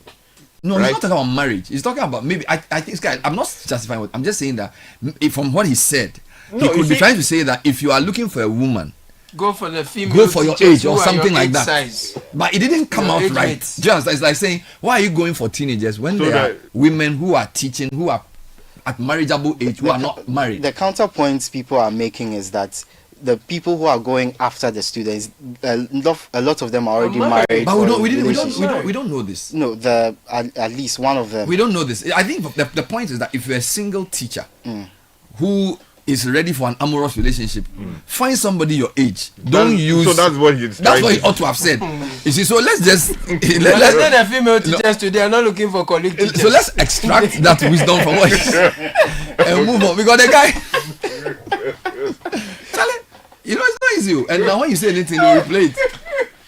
I think we need a crash course for the the people who are handling education. Yes, we need a crash course on them. agency, on people's legal rights, requirement. it's a lot of things. Consent, consent, plenty things. All of this. Power dynamics in and also how to positions, talk. Okay, so we move away from the trending news to tech news, and cryptocurrency is back on the agenda because Bitcoin, who are the largest cryptocurrency by market value, they hit a record high on Sunday. That was yesterday. They are up nearly 2.7% to $125,000 above. Yes. Wow. So Bitcoin's previous record was 124,000, just above 124,000 in mid-August, and it's being spurred on by friendlier regulations from Donald Trump, who is the U.S. president, and also so are we not part of that? Exactly. So we are just sitting here and people are chopping Bitcoin. We are not doing anything. No, the Bank of Ghana has been putting together, regulatory regime. Send me some coins. Send me some coins so that we can also start. Charlie, why they chop the thing alone? Me. No, Charlie, why they do that? 2,600. You go do the course for Oxford. They hide, they chop the Bitcoin. No, they give me some. Charlie, make it bound. Don't do that. I'm your brother. Chop the Bitcoin.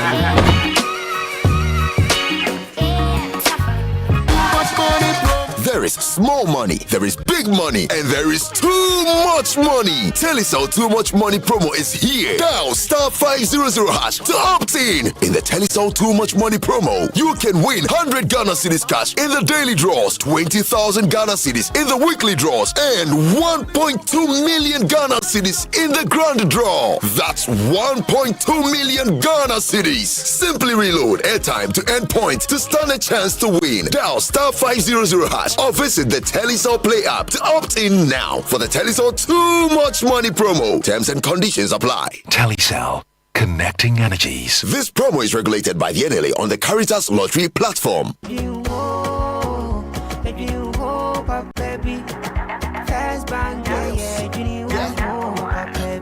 looking for a bank to rely on? Let me give you a shoulder to lie on. Wouldn't we seek out to bank baby? No lie, only one place where I get my eye on. Make I introduce you all to First Bank, the best services in the world, first rank. Customer service, everything is well planned. I make music, I travel, I sell land. They be my reserve tank. Cause every time I know my money's safe. Universal banking ain't in me here on the date. I'm a busy person, me no need time to wait. Now I got to Spain, even when I'm in the States. My me blue shirt. They tell me office a chilly, but who cares? Cause I bank with the best. I'm lucky, I'm too blessed. When it comes to First Bank, it's too west. Everything is you first. Nobody feed do I'm like us. Do I'm like us. First Bank we treat you first. Treat you first. Somebody see yeah. Think about you first. Think about you first. You first. First Bank. Join the conversation on the Citi Breakfast Show on Facebook at facebook.com/Citi97.3, Twitter at twitter.com/Citi973, and Instagram at instagram.com/Citi973 with the hashtag CitiCBS.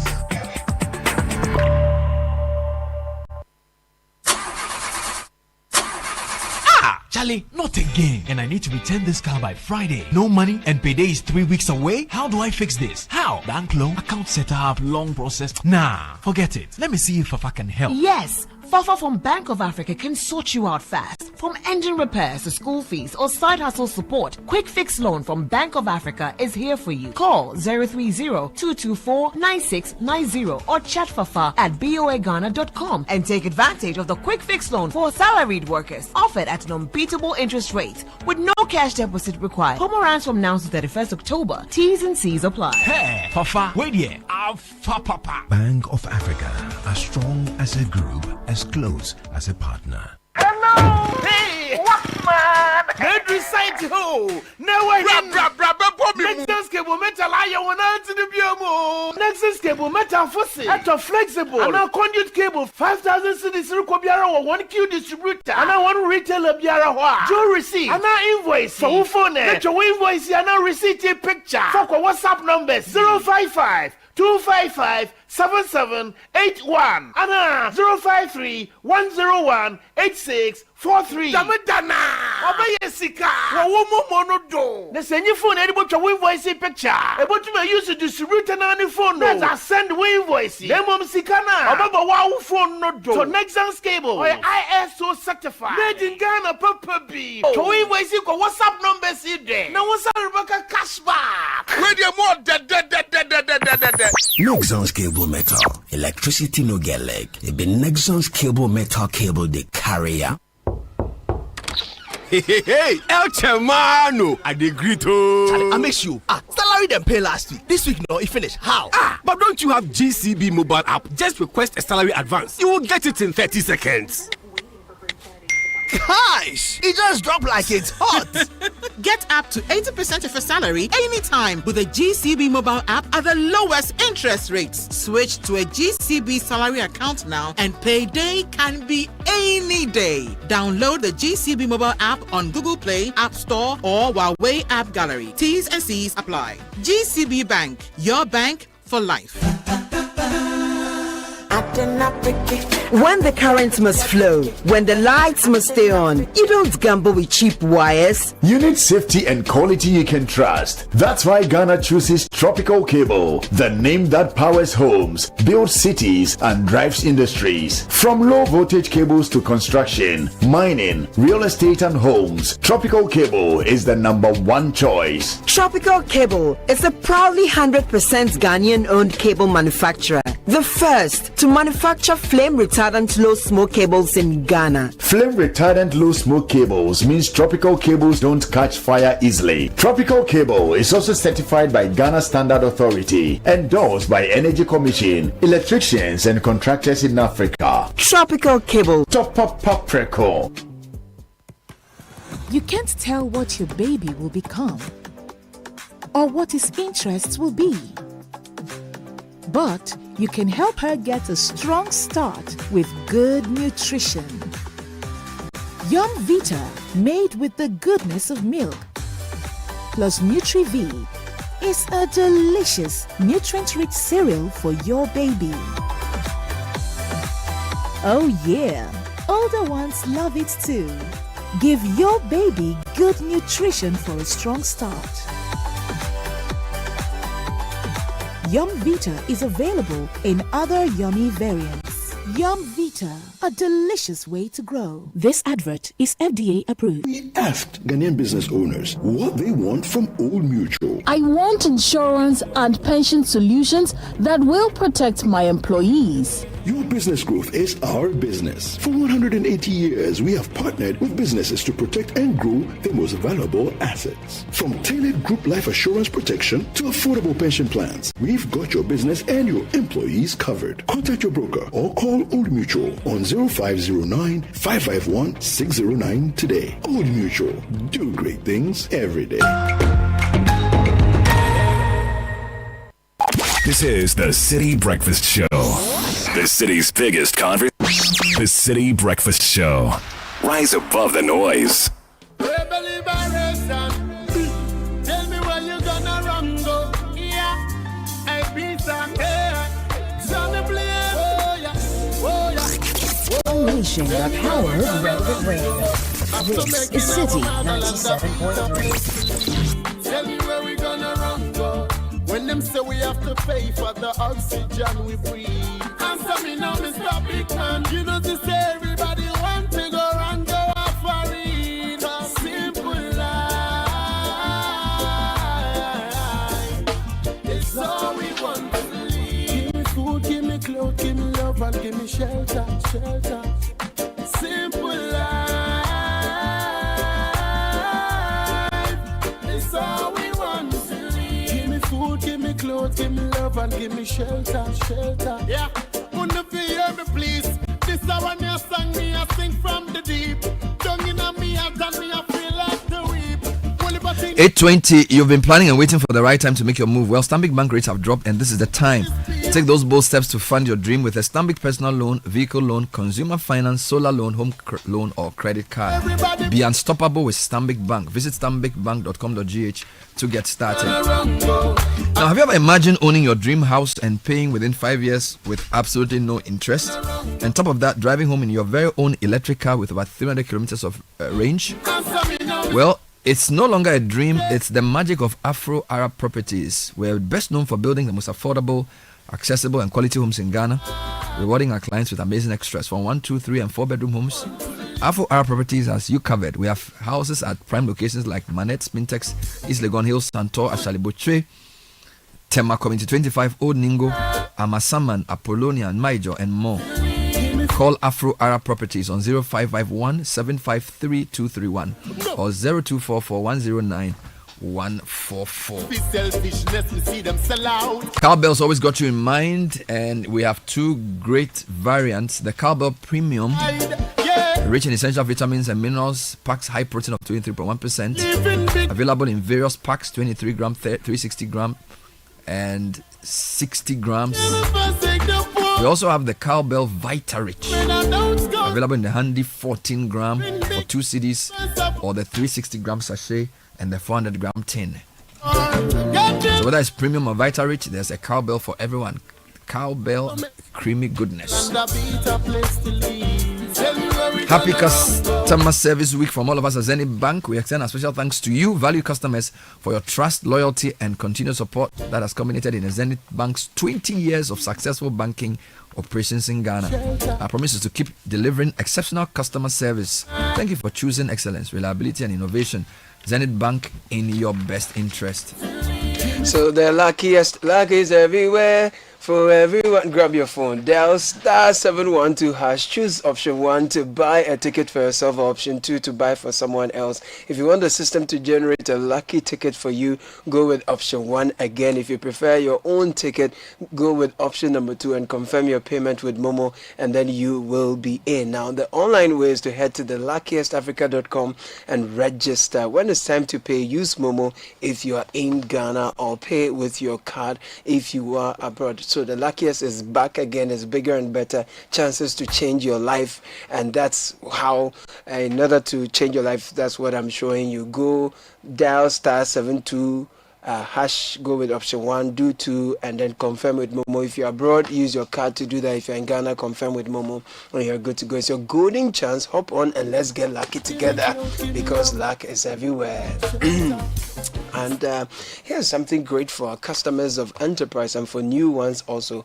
You will get advantage points with the loyalty program. We are rewarding you for staying covered the smart way. With the Enterprise Advantage Points, customers can rack up points and score awesome rewards just by making purchases, renewing policies, and more, all through their self-service portal or the Enterprise Advantage app. Just log into your account, access Advantage Points, and start earning points for rewards like airtime, Momo, and more. Visit my.enterprisegroup.net.gh or download the Enterprise Advantage app to get started. Enterprise Advantage Points, because nothing you do should be pointless. Enterprise, your advantage. And what are you proud of? At First Atlantic Bank, we're proud to be crowned Digital Bank of the Year, not once, 2 times, back to back. This isn't just a fancy title. It's a celebration of our commitment and relentless drive to give you the ultimate convenience in digital banking. Whether it's through our mobile app, internet banking, USSD, or any of our seamless platforms, we make sure your banking experience is truly safe, fast, and secure. So why settle for less? Join the Purple family today and experience the true meaning of smart banking. 2-time Digital Bank of the Year, back to back. If I enter your ear. Follow the conversation on all social media platforms at First Atlantic GH. First Atlantic Bank, refreshingly different. So picture this. You finally got that chance with your long-term crush. You invite her over for a home-cooked candlelit dinner. She accepts. When the day comes, everything is set. Jollof is cooked to perfection. Wine is chilled. AC is on. Your phone rings. She's 5 minutes away. You hang up, check yourselves in the mirror with some perfume and things. Then poof, the lights are out. Oh, Charlie, any day but today, you see. That's why you should get G&J. We understand that moments like this should never be interrupted. That's why we keep keep your world powered with reliable generators, solar energy, UPS solutions, so the power never stops. G&J, your go-to for total energy solutions. Visit our website, gjtechghana.com. G&J, your energy partner. It's all we want. Give me food, give me clothes, give me love, and give me shelter. Well then, no for them sell out. All right, we are turning our attention to the fight against illegal mining. The president met civil society organizations on Friday, and there were lots of questions. There were various views being expressed about the fight. We're going to take you into that shortly, but before that, let's do two final announcements. Okay, so good morning, Ghana. Kickstart your day with the irresistible chocolatey goodness of Twitsco, enriched with NF40, a combination of energy boosting minerals. At 2 Ghana cedis, you can treat yourself and your little ones to a rich, delightful chocolatey taste of Twitsco. Simply mix with water, add milk, stir, and enjoy. The kids can't get enough, so why wait? Head to your nearest store. We have different sizes. Grab yours and power your dream. It's an advert that's FDA approved. You know that feeling when it's the middle of the month, but your salary is already gone. Sometimes even in the middle of the month, it is all gone because, Charlie, you've just been paying debts. The bills keep matching in. Fridge, school fees, those of family commitments, you can't just dodge. With GCB Salary Advance, you don't have to worry. No complicated criteria or guesswork. You can access up to 80% of your pay in seconds at the lowest interest rate. No paperwork, no branch wahala, just your GCB mobile app and you are sorted. So if you don't have cash, don't stress. Let GCB Salary Advance handle it. Switch to a GCB salary account now. Payday can be any day. So download the GCB mobile app on Google Play, Apple Store, on Huawei Apple App Gallery. T's and C's apply. GCB Bank, your bank for life. And if you're looking for a burst of flavor in every sip, discover the refreshing taste of Piva beverages available in 4 distinct flavors: the orange, the cola, the fruit, the grapefruit, and the tangy. It's available at a local store. You may also call 0550-03223. On Piva beverages, a taste you love. All right, before I talk about Galamsey, I'd just like to reiterate again, the National Sanitation Day kicked off over the weekend. I was in Tema on Saturday, and I think I could see people working. I could see gutters being cleared. I could see some shops closed and some of the work going on there. Some parts of Accra also did see some work, so we need to commend the effort, although we need to say that there needs to be refuse collectors, refuse bins, because there's no what disconcerted me this morning on my way to work was on the ring road, between basically as you do the climb on the Kwame Nkrumah ring road, you would notice that a lot of silt and things from the gutter had been removed and put on the road, and I don't think that's right. I feel like there needs to be ready vans to carry this thing away to wherever. This around where NS Chemist is on the right. Like after that. So you are climbing. So you are climbing. So after NS Chemist, you are climbing up to do the 10 Casanova thing. Yes, and then I saw about 5 or 6 heaps of black refuse. I don't even call it refuse. It's really like effluence, on the road. Now, what makes this worse is that it rained, right? So why do you collect? And I'm not downplaying. Look, I listened to the AMA PRO on CNR yesterday. He spoke about the cooperation of people and a lot of that. But I feel like this should be standardized. You don't collect refuse, and I'm not saying this is what happened everywhere, but in the places I've seen, that's not right. So they should deal with that.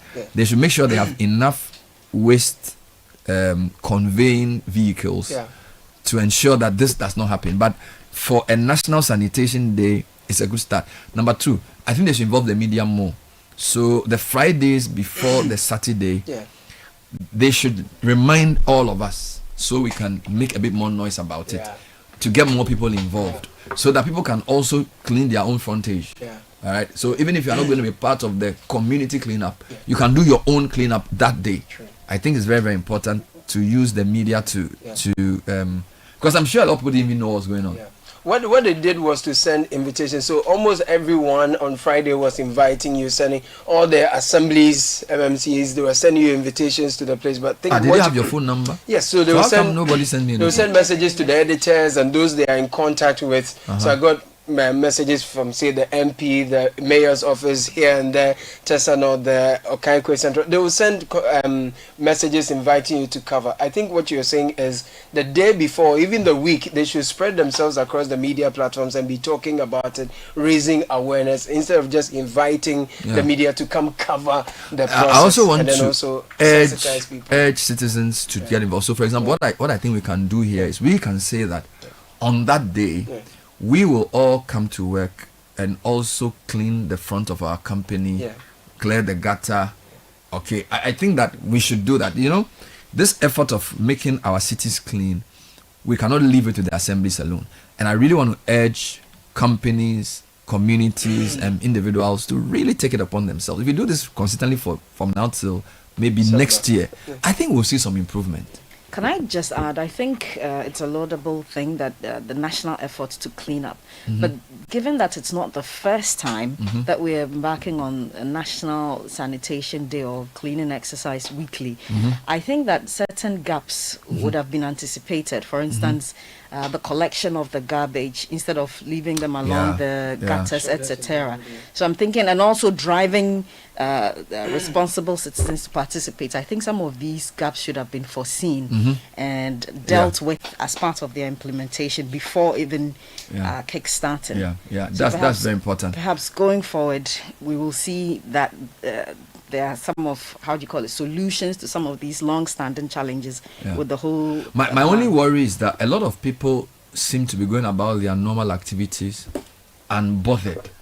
And it's a challenge for me because you cannot have an effective city if only the assemblies and a few interested people get involved.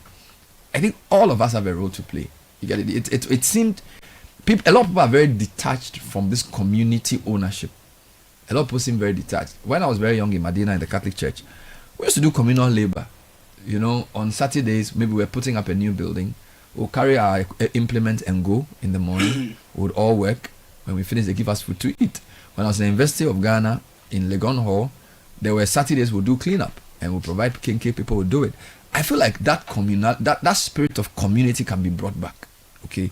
And I'm not saying they should give people free food or whatever, but you can organize and contribute some money. Okay.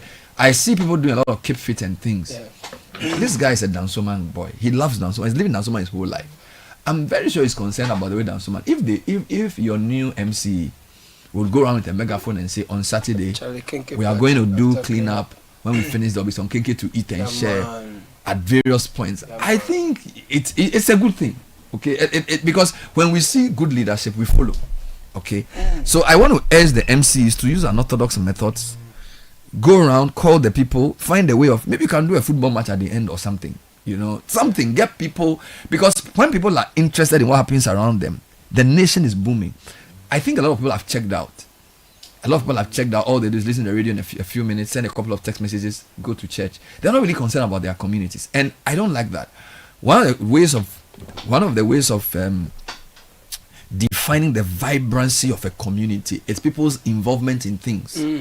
In Ghana, most people go to work, listen to the radio, go to church, and then maybe go to a party. But they don't really organize their own community. You hardly see people come out on Saturday and say, Charlie, today we are coming to clean. Today we are coming to work. Today we are coming to weed. We don't see a lot of that. Some of it is leadership. Some of it is also people. There are people who are more connected to what happens in America. They are watching TV. You know, they are not interested. And I don't think it's healthy. We need to really encourage a spirit of community. Because we claim, what's funny? We claim that as Africans, our culture is communal. Right? We claim that we are more collectivist. We are very, we believe that westernization is more individualistic. If you read the literature, a lot of people say, oh. But we are westernized Africans now. But that's wrong. If you listen to a lot of the Ghanaians, it's like, oh, we look, let me give you an example. When I go and study, I'm coming back. When I go and study abroad, okay, there are people who live on their own who not necessarily want to have anything to do with other people. When I was growing up in the 80s in Medina in the early 90s, we were very concerned. It was community. In some urban areas, it's still there. Okay, but the middle classes are getting more westernized. The middle class are getting more westernized and not communal. Partly because the way their buildings are organized and structured. Yeah. Right? But now, also because trust is a big concern. We live in a society where crime happens and appears to be on the rise. And so you cannot expect that same communal living in certain... in the 90s, how many buildings even had these wires and walls? You know, we didn't live like that. But because we can't trust ourselves. Okay, so let's get involved. That's all I'm saying. Let's get involved. Let's take you to the CSO meeting with the president. What we've done is we've picked out some of the questions that were asked, because a lot of times these programs are defined also by the caliber of questions asked. All right, there's also a lot of answers, but let's start with the questions, and I will bring you two groups of answers. There were answers provided by technical people who are like the Water Resources Commission, the EPA, and then there are answers provided by the president himself. So, but we've boxed the questions together so you can get a sense of the concerns expressed. So here's a flavor.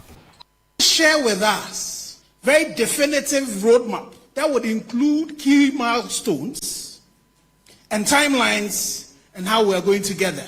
We believe that the work that has been done by EPA and all about the level of heavy metals in our water bodies, the turbidity that have gone above 98,000 NTUs, and my brother, the scientist, that report you shared with us, unfortunately, for all of us who are scientists, we know that this is not how you measure water quality. You know that that's not how you do it. You need to deal with the seasonalities. You need to deal with what the water quality index is, what you should be sharing with us and telling us what is it that we've been consuming as a people. And all of us, our lives are at risk. Our lives are at very risk. So we ask that His Excellency, you also tell us what benchmark would compel you to invoke the state of emergency, which you term is your last resort. We believe that the state of emergency is critical to carrying out some of the things that the minister has spoken about, to deal with the ecocidal genocide that is being perpetuated against all of us as Ghanaians. We also ask that the fast-track court that is being mentioned, timelines be put to them, and then the key things be also mentioned. What are the key performance indicators that have been given to our MCs, DCs, police commanders in areas where Galamsey is still going on? And what are the consequences for failure? Because we see a lot of them failing, but nothing is happening to them. The chiefs are either acquiescing or they know something about it. Those lands be confiscated and the chiefs be investigated. And then finally, the last one is the issues around accountability measures.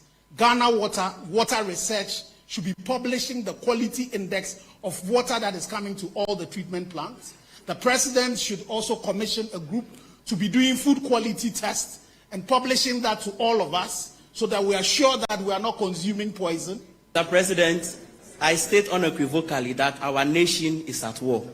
There are criminals, environmental terrorists, greedy men and women that have waged war against the sovereignty of Ghana and her citizens. They are not fighting us with missiles.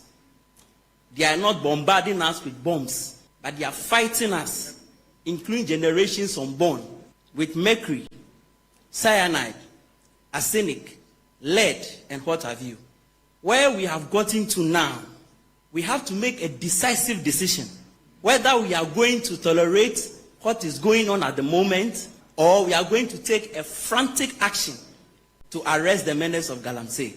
And I'm going to appeal to the president that he must do what the president of Ghana must do. He must do what the president of Ghana must do, which is, Mr. President, declare a state of emergency.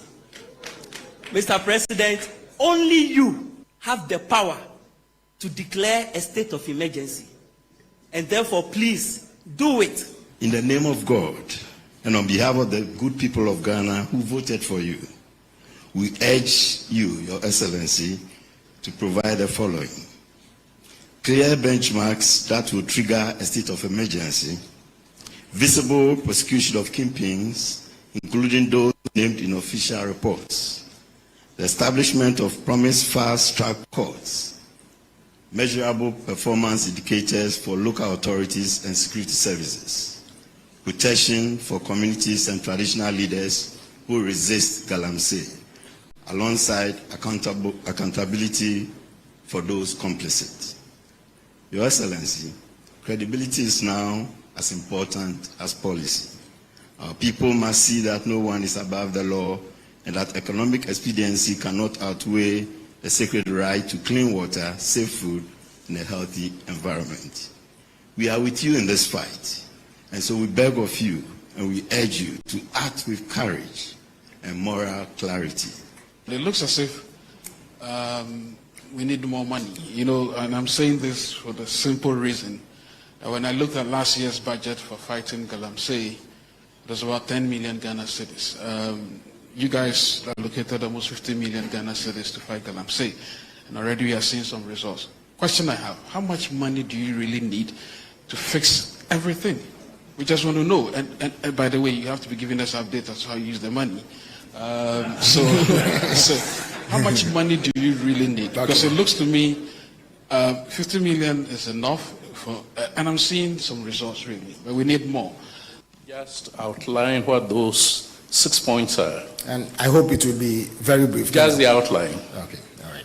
A, enforcement and operational control.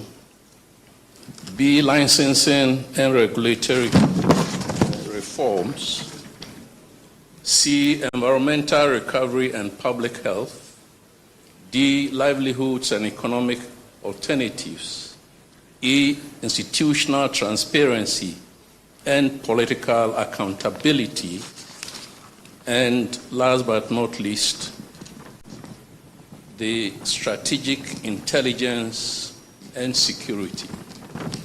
Within this framework, I would wish to borrow from the strategic thought of the Chinese general Sun Tzu, that the best general is the one who wins a war without firing any shot. Our position as CBT is that at this material time, it is a bit premature to declare a state of emergency because it entails political, socio-economic, and other security risks. So therefore, our main point within this 6-point framework is to identify the center of gravity of galamsey. And that center of gravity is the use of industrial machinery.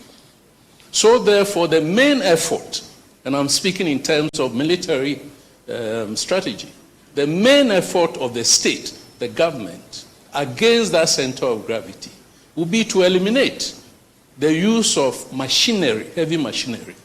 If we can do this in timelines, the main effort of the state, the government, against that center of gravity will be to eliminate the use of machinery, heavy machinery.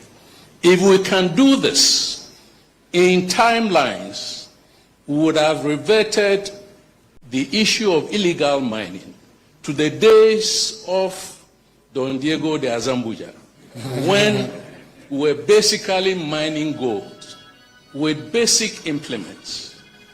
Once we do that, all other things will fall in line.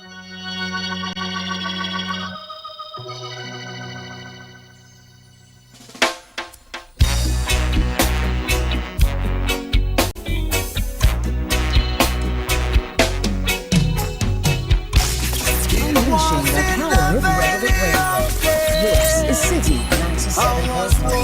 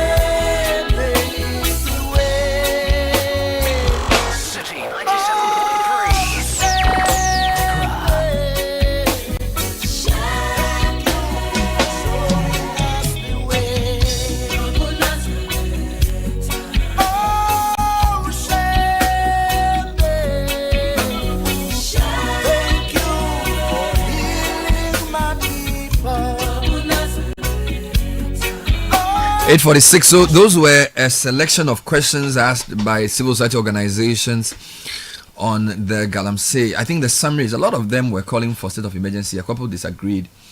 A few were commending the president for the work that has started, but many said that a lot more needed to be done. Let's hear some of the answers given. Again, we've put them together. First, the Attorney General Dominic Ayine, who spoke about what was being done on the legal side, then the Lands Minister on what was happening operationally, and then the President on whether to declare state of emergency or not. So let's start with the Attorney General and the Lands Minister in some of the answers they provided. It is true we referred two people who are politically exposed to the Economic and Organized Crime Office for investigation. These were the Honorable Yamin and Abanga, who is a third national vice chairman, one of the vice chairmen of our party. When we did the referral, it was upon intelligence that we got that was sent to both myself and the Minister for Lands and Natural Resources. But after we did, some petitions came from small-scale miners to the Economic and Organized Crime Office, then complicating the investigations. And so, as we speak, an investigative report is yet to be made to my office because those small-scale miners also brought their petitions that had allegations against the two persons who were referred. And so at this point in time, I cannot definitively speak to what is contained in the investigative report because it is yet to be presented to my office by the EOCO. But we are definitely taking action on those matters. Thank you very much. Right. Okay, so Honorable Minister for Lands and Natural Resources, are your district mining committees prone to corruption? And are there mechanisms to ensure transparency and accountability in the handling of assets that are confiscated during the fight when Kanebo and his men stormed these Galamsey sites? Thank you very much. I think that before I answer that question, I think the point about the custody of the seized excavators and how we protect it to make sure we don't create that a challenge of missing excavators is something that has been taken on board. We're doing everything to make sure that those are strictly protected in government custody. Already in the current laws, everybody who gets the licenses, in the process of the licenses, are supposed to engage these mining communities and local communities. What has happened is that those are not happening.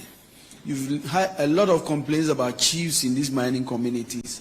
And so, when I was talking about the district mining committees, what I said was that they are going to be the first step in the licensing process and basically give recommendations. Those recommendations will be followed up by the Minerals Commission before those licenses are ultimately issued.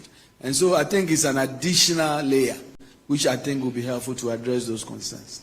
There was a question about the frontline institutions and people who have really not helped this fight and what we are doing. I can assure you that we are dealing with them appropriately. Those that must be terminated, those that must be punished, we are working on that as part of the whole reform. On budget, I think it's a very good question. If you saw my presentation, I called on corporate Ghana to come to our aid in supporting this fight against illegal mining.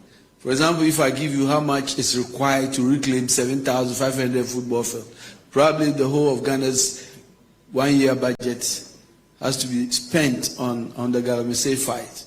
And so clearly that is really a problem, and I thank you for bringing it up. But corporate Ghana must come and support us collectively in this fight, especially reclaiming our water bodies and dechemicalizing program. It's a very expensive undertaking. And so I want to make sure we bring that up. Thank you very much. Deportation is not government policy, it's an administrative decision. And I believe that we've already tabled it strongly. I'm sure His Excellency will review this and make sure that we address it appropriately. Your Excellency, what the EPA is in the process of acquiring, it's a technology that will help treat our water bodies while the water are in their position, even every other thing from water. So water can now be treated as they are on the lands where we have, before they get into the treatment plants of the water companies. Is there any indication of how quickly this is going to be done? Timelines. Dr. Shibe is interested in that. The timelines is tied to financials as well. So we are seeking commitment authorization from the Ministry of Finance. Once we have that, we'll be able to procure these technology. It's a chemicalization of our water bodies. Then we'll go ahead with it. All right. Thank you. Thank you very much, Prof. There are menace of illegal mining, and I've been trying to find out about best practice. And I found out that apparently we are not the only ones suffering. The high gold price is pushing a lot of people into gold, especially gold mining. So if you go to Peru, you go to Chile, you go to Zambia, you go to South Africa. South Africa, there are even some old pits that people have gone into, and there's violence, people have died, all kinds of things are happening. So we might not be the only persons, but there are success stories we can learn from. Because if you look at Chile, for instance, they've been able to formalize 90% of their small-scale gold mining. It means 90%, they were in the same situation as us. But today, 90% of their small-scale mining is formalized. And they have control of it, they inspect, they make sure that they're doing the right thing. We can also achieve that. And so even though we're not alone facing that menace, I believe that we can use the best practices of Chile and others to also formalize our small-scale mining sector and make sure that we're able to take control of it. And that is part of what we tried to do when our colleagues died in the helicopter crash. We contacted the big mining companies. Some of them have concessions like 200 miles square. And they are not going to mine all of that concession today or tomorrow. There are some of the places they've explored and found that the gold content is so low that it's not really profitable for them to start mining. But for a small-scale mining company, because of their lower costs, they can mine it effectively. But they must do it responsibly. And so together with the big companies, we said, okay, let's start this cooperative mining, seed part of your concession, so that we can move the small-scale miners from where they are causing distraction onto your concessions. And then you can help us to monitor them and make sure that they are doing the right things. So that was what we were going to launch in Obuasi when the tragic accidents happened. The first was Anglo Gold. Anglo Gold agreed, and they carved out a part of the concession. I'm happy to know that since then, Newmont have come on board and are going to assist with the cooperative mining. And some of the other bigger companies have agreed that they will carve out part of their concession so that we can move these illegal small-scale miners onto those places. And so we'll continue to do that. We also have the issue of geology and geological exploration. Currently, our mineral prospects have not been explored adequately. Happily, there's new technology generated by AI that allows those with the technology to partner with our geological survey department. And what they do is they shoot seismic from satellites, and they're able to map out exactly where a mineral prospect is. Currently, when our small-scale miners get a concession, they go and dig this place. There's not enough gold there. They leave it. They go and dig there. There's not enough gold. They leave it. They come and dig here. There's not enough gold. They dig here until they find something. By the time they find something and they're mining, they've dug all over the concession. Today, it's possible to precisely map out where the mineral prospect is. And that's part of what Gold Board is trying to do. That is their other responsibility. That is to give geological survey money together with their partners to shoot the seismic for Ghana and show where exactly the resources are. And based on that, do PPPs with Ghanaian mining companies that will mine that gold responsibly so that they don't go around just digging everywhere. So that's one of the things that Gold Board is going to introduce.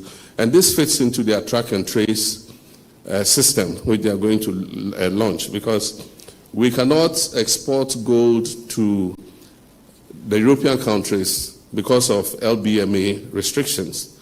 And yet, if we introduce a track and trace system, we should not only be able to export to the Asian countries and the Middle East, we should be able to, once the gold has been tracked and it's known to have come from responsible sources, then we can export it into the LBMA countries. And that allows us to get a much higher price, for our gold than we currently have. And so Gold Board has to activate that other aspect. Aside from that, we're looking at best practices for small-scale mining, because small-scale mining is not restricted only to Africa or to Ghana. It is done even in the advanced countries. And so there are small-scale mines in Canada, Australia, even in the United States of America.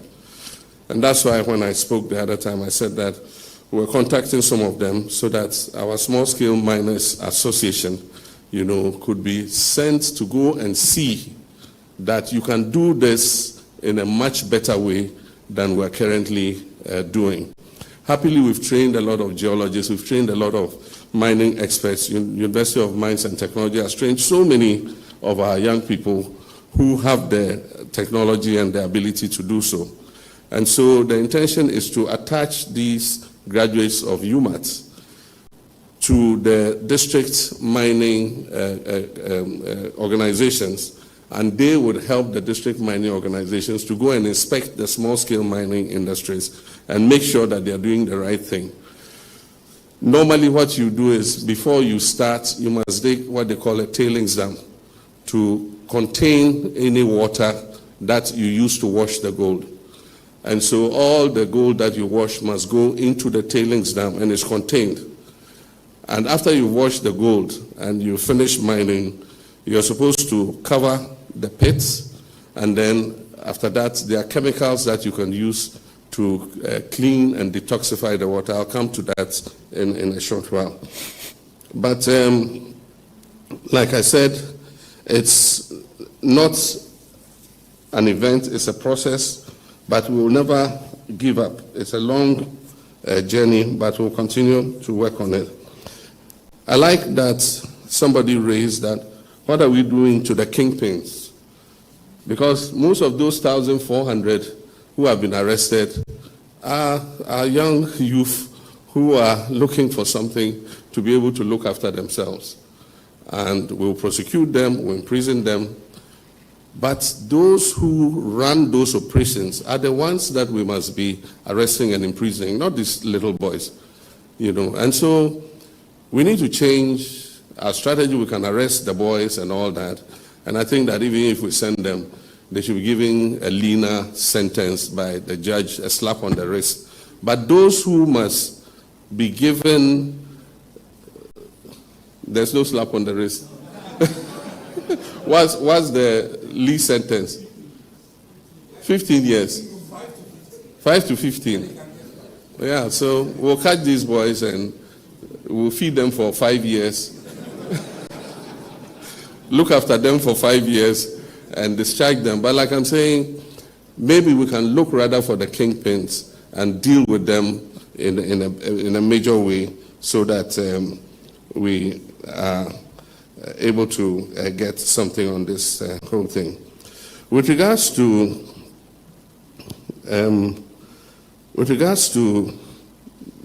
toxification of the waters, like the EPA was saying, we started some pilots. There are new chemicals that have come that allows you to treat water and take out the toxins and the heavy metals. There are new chemicals that have come. One of them is called dioxin. The people came and we sent them there. They took samples, they tested. We're waiting for them to bring the results back. But there are other ways of dealing with gold, that is processing gold, without using mercury and cyanide. There are different for instance, you have what they call vortex concentrators. You put the gravel in there, and it's a vortex. It's like a centrifuge. And all the heavy things sink to the bottom. And you're able to take out the water, and you see the gold lying at the bottom. And you don't need to use mercury and all that. There's carbon filter. There you can use carbon filters to filter the water in order to be able to take out any toxins that are in there. They call it activated carbon filtration. You have reverse osmosis that is capable of taking out heavy metals and others, from the water.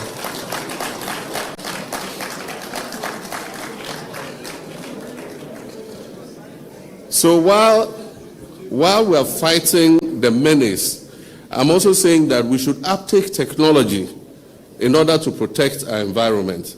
So yes, let's fight the illegal mining, but at the same time, let's bring in the new technologies that allow us to be able to protect our environment. Now, with the elephants in the room, state of emergency. Yes, I have the power to do it, but the president acts on the authority, not only on the authority, on the advice of the National Security Council. And as at now, this moment, the National Security Council believes that we can win the fight against Galamsey without a state of emergency. I want to assure you that the day they advise me otherwise, that, boss, now we need a state of emergency, I will not hesitate in declaring a state of emergency. But we do still think that we have the powers to be able to win this fight. And as we deploy more troops and we apply more resources to the fight, I'm sure that gradually we'll begin to see that we're winning the fight. So like I said, this is not going to be a one-stop dialogue. We're going to continue to update you. We need your support. We need your criticism. We need your advocacy. We need your pressure. Continue to put our feet to the fire, because that will encourage us to also continue to work harder. And so I want to personally assure you that as president, I will also continue to put pressure on my lands ministry and all the ministries that are involved in this to make sure that we're able to hand over to our children and our grandchildren an environment that our great-grandfathers handed over to us. They gave us a beautiful country with a lot of forests and trees and beautiful rivers. We should not hand over poisoned rivers and desecrated forests to our children and our grandchildren. And so we will continue to fight. I'm sure, I believe that we'll win the fight against Galamsey. And I want to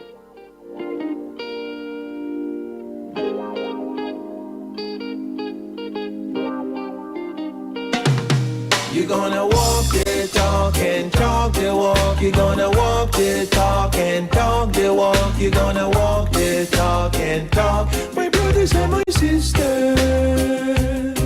You're gonna walk the talk and talk the walk. You're gonna walk the talk and talk the walk. You're gonna walk the talk. Can I get a witness? So that was the president responding to questions. Earlier you heard the head of EPA and also the Minister for Mines or Lands and Natural Resources, as well as the Attorney General, responding to some of the questions asked. It's 5 minutes past 9 on the City Breakfast Show. So I monitored the event. It was a lot of people, and I always say that these events, the way they are structured, don't really get to the bottom of the issues, but it is what it is. It's the same with the media. You have 120 people, and you have an hour and a half or 2 hours to ask questions. You have questions, no follow-up. It's difficult. What the CSOs did, which I liked, was a lot of them came with prepared documents that they submitted to the minister. So even if they couldn't read the full thing, they will read highlights and submit it. We don't know if the government is going to publish it. 59 CSOs. A lot of them came with some 5 pages, 7 pages kind of thing. I'm not really sure that the government, how they are going to treat all that. Again, in measuring the sentiment in the room, there's a way in which these things are. When the president comes with his ministers to update you on what they're doing on Galamsey, in a sense, you are forced to acknowledge some of the work they've done, and then also then sort of point out what needs to be left. And then there's also a mix of views expressed. Well, a lot of people are saying declare state of emergency, but one or two are saying we don't think it's necessary.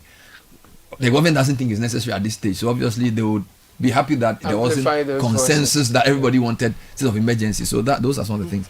There was an article written by someone which I thought was quite an interesting summary. I don't know what your take is. If you could read it for us. This is an independent article written by K. Kojo, who is an associate of Imani Ghana, and it reads, this is the headline: the meeting between the president and the CSOs. I was eager to watch the engagements between President John Mahama and civil society organizations yesterday, so this would be on Friday. Truly eager. For once it felt as though Ghana might finally confront its greatest environmental crime head-on. I tuned in with anticipation, expecting piercing questions, uncomfortable truths, and a bold confrontation of power. What I saw was mixed. There was far too much praise singing. Too many voices sounded like they were reciting scripts of flattery instead of holding leaders accountable. Yet I will not discount the few who stood tall. Franklin Kujo of Imani, for example, asked the hard questions. How do we fund this war? How do we prosecute offenders? How do we resource the fight so it is not just rhetoric? The minister's answer was an admission that cuts deep. The budget is small. That was the truth. How do you win a war without a war chest? How do you call illegal miners environmental terrorists but fight them with empty pockets? The minister went on to urge corporate Ghana to support the fight. But why should corporate Ghana carry a burden that the government has the constitutional duty to shoulder? And yet the announcements were not without weight. The Attorney General has ordered Chairman Wuntumi to show up on Monday, October 6, or face arrest. He has promised to lay in Parliament on October 14 an instrument to revoke LI 2462, the regulation that opened the door to mining in forest reserves. He has secured the acting Chief Justice's commitment to set up specialized courts for illegal mining prosecutions. These steps, if followed through, could turn the page. President Mahama, for his part, said he will only declare a state of emergency if the National Security Council advises it. At the same time, he has pleaded with the civil society and faith-based groups, quote, continue putting fire under our feet to win the fight against Galamsey. That is not just encouragement. It is a confession that without pressure, the state slips back into comfort. The lands minister dropped another bombshell. For the past 8 years, not a single excavator brought into Ghana has gone through DVLA registration. Think about that. Giant machines capable of carving valleys out of rivers entered this country without a paper trail. That is not oversight. That is systemic collusion. The National Interagency Task Force on Illegal Mining, NIMOS, came in breathing fire. Colonel Dominic Bois, its operation head, outlined a military-style operation. Ghana has been zoned into 7 Galamsey regions, further dividing into 21 sectors. 400 troops have already been deployed with drones, surveillance, and around-the-clock patrols. Illegal miners are to be treated as environmental terrorists. Financiers, he warned, will be smoked out. A 24-hour toll-free line will soon be launched for citizens to report. On paper, it sounds like war at last. And yet the paradox lingers. Small-scale mining now provides 52% of Ghana's gold output, but it is also the single largest driver of environmental ruin. Rivers are poisoned, forests stripped, communities turned into craters. This is why selective justice will not cut it. Citizens watching the event ask the right question. Why only Akonta Mining and Wuntumi? What about the NDC-linked actors whose names are already sitting in the Attorney General's files? If the law becomes a machete swung at one side and a pillow for the other, then this is not justice, it is theater. Because here is the truth. Galamsey thrives not because of one company or another, but because excavators roam without fear. As long as a party machine, diesel, and impunity can meet in the bush, Ghana will bleed. Destroying this business model requires one thing: make the excavator too costly to own, too risky to deploy, too certain to be seized. That is how you bend the cartel's cost-benefit calculus. So yes, I was eager to watch. Yes, I saw flashes of courage, a few moments of honesty. But overall, I left with the taste of a song I have heard too many times. Too much praise, too little piercing. A nation that wants to roar still whispers. Monday is the test. If Wuntumi walks into court or is dragged there in cuffs, Ghana may yet believe this is more than words. But if this turns out into another show of selective justice, then all the drones, patrols, speeches and praise songs will not save our rivers. Monday will speak. The question is, will it whisper or will it roar? Okay, Kojo. So we are here on Monday.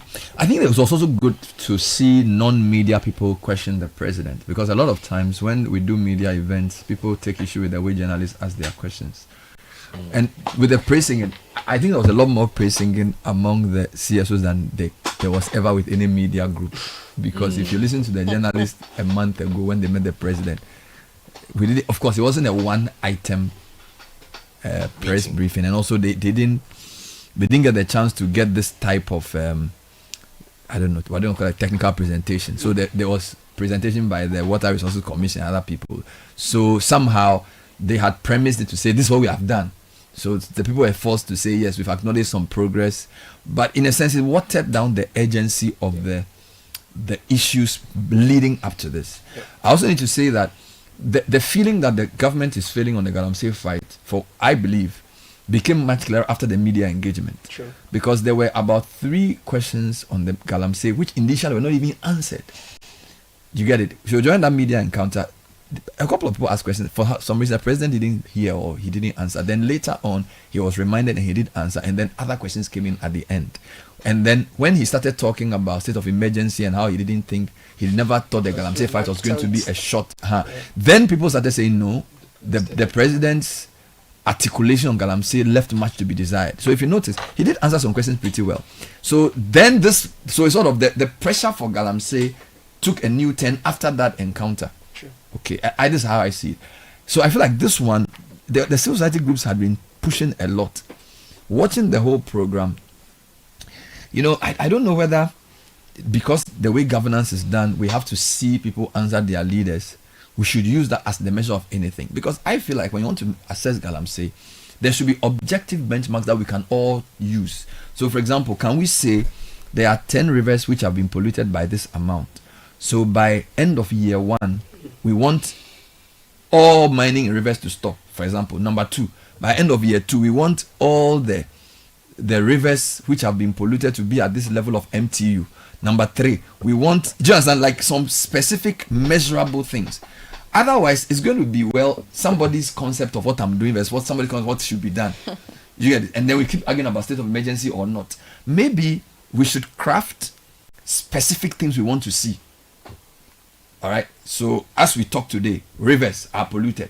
How many rivers are polluted? What's the level of pollution? What can we say? We should using an outcome approach than an output approach, because the government is using an output to say we've deployed 6,000 soldiers, we have trained 16,000 blue guards, which is what the minister keeps saying. We are persecuting 600 people. They all seem to be outputs, but if Galamsey stops, we should be able to tell. You get it? Don't tell me you spent $1 million on fighting Galamsey. Show me the reopening of the Kwenyaku headworks. Do you understand? Show me the state of the PRA. All right? Tell me how many farmlands have been recovered and farmers are back on the land. Maybe we should government help me. Let's craft a rubric for assessing the Galamsey fight outside, because government can mention anything it's doing. Did you get my point? I get you, Bernard. I'm sorry I sound so down. Oh, don't be down. You know my position on this Galamsey, and I'm sure our listeners also know my position on the fight against Galamsey. I've given up. Oh. It won't work. You've given up? It won't work. Already? Oh, Bernard, it's going to get worse. Oh. Yeah, it won't get better. I wish I could say I felt encouraged by the president's answers. We asked questions, he gave answers. But I'm not encouraged. I like the fact that he's engaging on this matter with the organizations. Mm-hmm. I like the transparency of it, Mm-hmm. but I am still not encouraged. Like I've always said and I continue to say, we are a country that is run by money. Galamsey is too valuable at the moment for it to stop.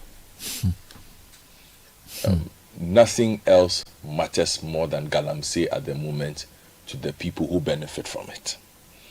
And that is a large chunk of a very important part of our society. We can decide to say it is true or not. Sorry, can you repeat what you just said? This last point. I have forgotten what I said.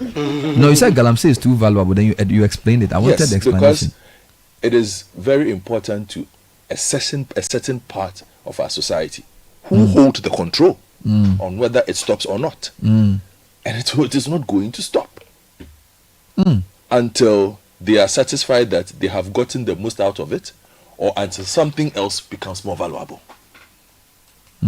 If we don't find something as a country that brings in as much as this won't stop. We are going to get preached to. We are going to get the usual performance of achievements, but the water bodies are going to continue to die. We are going to continue to eat the poison plants. The water plants are going to continue to struggle. Their equipment are going to break down. So I have no good news on this. Like I said, I completely appreciate what happened, and it must happen. Hopefully they do more. But in my estimation, in almost now 10 years of chasing this Galamsey, at what point have we ever felt, like you said, that Galamsey is slowing down? In a decade. We have most of these things we've heard before, just at different levels. In the past decade, at what point have we as a country felt that Galamsey levels have reduced? At what point? It is the same way we can see, things are getting worse. Look, Bernard, I'll look at it. I was just writing a few things down. A lot of guns in Galamsey, right? Guns are supposed to be controlled. Imports, exports, by whoever. So how come there are so many guns in the hands of Galamsey people? Has there been a point where access to arms has been reduced to them? No. So you think on the arms side, it's been getting worse? Yes. The paid security. So the miners are actually getting more weaponized. Yes. They are getting more weapons. On the paid security, the people that they employ, particularly the pump action guns, we've seen the rise of local legends now. People mention Kwame Ato. People mention Last Killer. These are not comic book heroes. These are people who are on TikTok, who do live videos. Last week, everybody was complaining about the fact that Kwame Ato had been beat up, had gotten himself beat up in Takwa or something by another gang. These are people who protect Galamsey sites. They have risen to near mythological status in our societies. The police know them. The various whatever know them. They walk around free. People see the other one did the video last week, Last Killer. He said he was even giving away his location. He had driven from here to here, showed himself on his farm doing, So, charm fans, we banned it. Everybody in this country knows the components that make up charm fans. How come they still get in? And they are still assembled once they get in. Because it's not like a charm fan is not a device that you can import whole. It's made up of certain things. So if we have so many charm fans, and for instance, at the port of entry, we realize that motors of a certain type have gone up, or fans of a certain type have gone up. Do we ask ourselves and say, is it going up or down? Obviously, it's gone up. They mentioned excavators recently. Did they not say that I recall on this program when they put a ban on the importation of excavators, and that was this year that we imported the most excavators. 3 years ago, there was a ban on the import of excavators. That was the year that Ghana imported the most excavators ever. And it is a process that is ongoing. So there was a ban on paper, but people were still importing.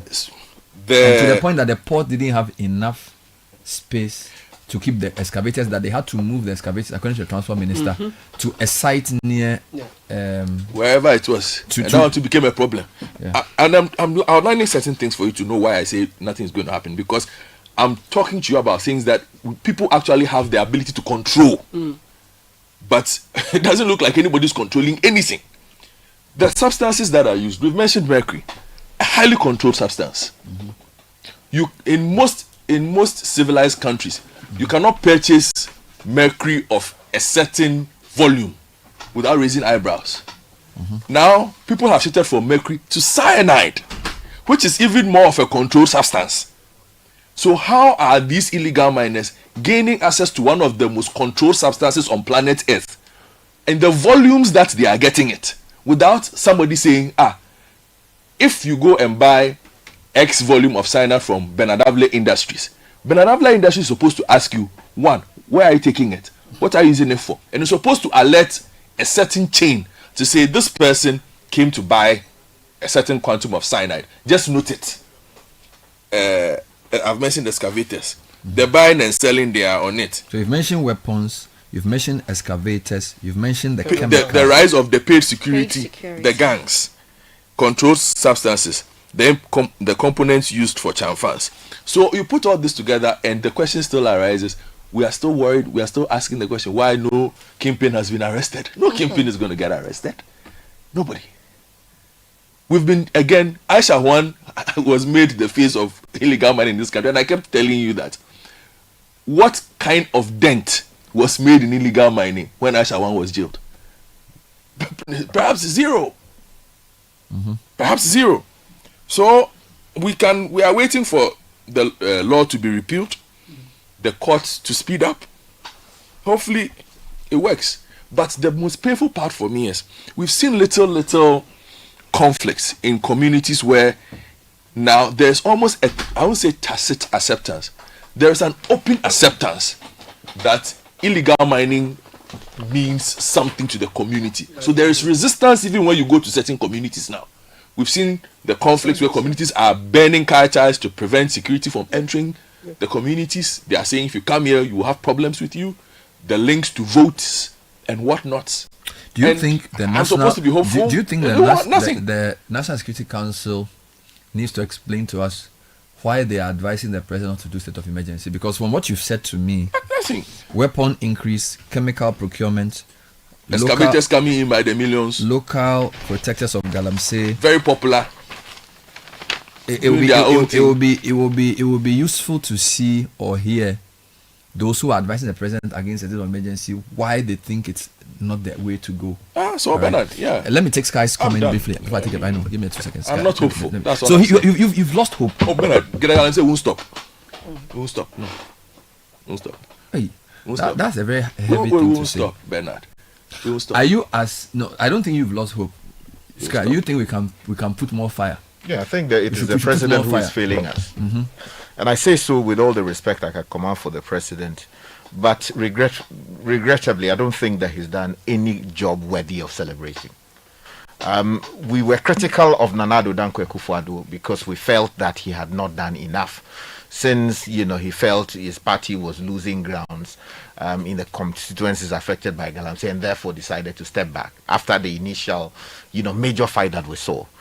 President Mahama was clear in 2004 when he said that 2024 that he was going to launch an all-out war on illegal mining and that he was going to deal with the matter decisively. It's been 8 months since he came to office. What have we seen? The same old approach that failed under Nana Addo Dankwa Akufo-Addo. The involvement of people who should know better. The failure of district chief executives under whose direct jurisdiction these things are going on. The connivance of chiefs who are supposed to be custodians of the lands that they preside over. Right? And ordinary people who have been mobilized by, in some cases, party bigwigs, because we've read the reports here, of MPs directing, in some cases, the seizure of mines and the taking over of operations in those mines by illegal miners, in some cases, and commands to the electricity company of Ghana in some cases to supply electricity so that people can engage in illegal mining. Now, when you promise us that you are coming to deal with illegal mining, one would have expected that you would approach it with a sense of urgency. What are we seeing? Press conferences in Accra, meetings at the presidency. That's not where Galamsey is going on. Look, you might criticize President, Donald Trump for all his shenanigans or excesses, as some people call it. He told the people of America, if I become president again, I will deal with illegal immigration. In 9 months or so, we are told by the records that over 2 million people have either self-deported themselves or have been removed. He is taking bold decisions. People can criticize him for it, but he's doubled the number of soldiers along the the U.S.-Mexico border. If you look at the numbers, we are told that the numbers have either gone entirely or that they have become minimal. That is how you show that you are dealing with a problem. He doesn't care about what people say about him. From all the experts, academics, all media people writing all the things. He is dealing with a problem. He is not sitting at the presidency holding meetings, come and tell me how to deal with the problem. No, that is not what Donald Trump is doing. He is confronting the problem, insult him, say you will kill him. He doesn't care about that. The American people have given him, increasing approval rating because they felt that he's doing the job. On immigration. On immigration. You may criticize him for other matters or the excesses associated with it. He is threatening what? Mexico. You are the people allowing these people to come in. You continue on this path, I am going to impose tariffs and all kinds of things. What's happening? We are here. Part of his fight is the receipt of these deportees who have come into the country in blatant violation of our constitution. In any country, the president should be impeached for that conduct. Agama. Yes. No, I mean, yes, you impeach who? Chief Justice of the Republic. Stay on Galamsey. For far less. Stay on Galamsey. No, I'm saying Galamsey. Stay on track. Stay focused. With the decapitation of the head of the judiciary. No, focus. The president is constitutionally the man given the authority to protect our land and the natural resources. So let me ask you, are you questioning the approach or the outcome? Or the body language? What's the basic issue here? You see, the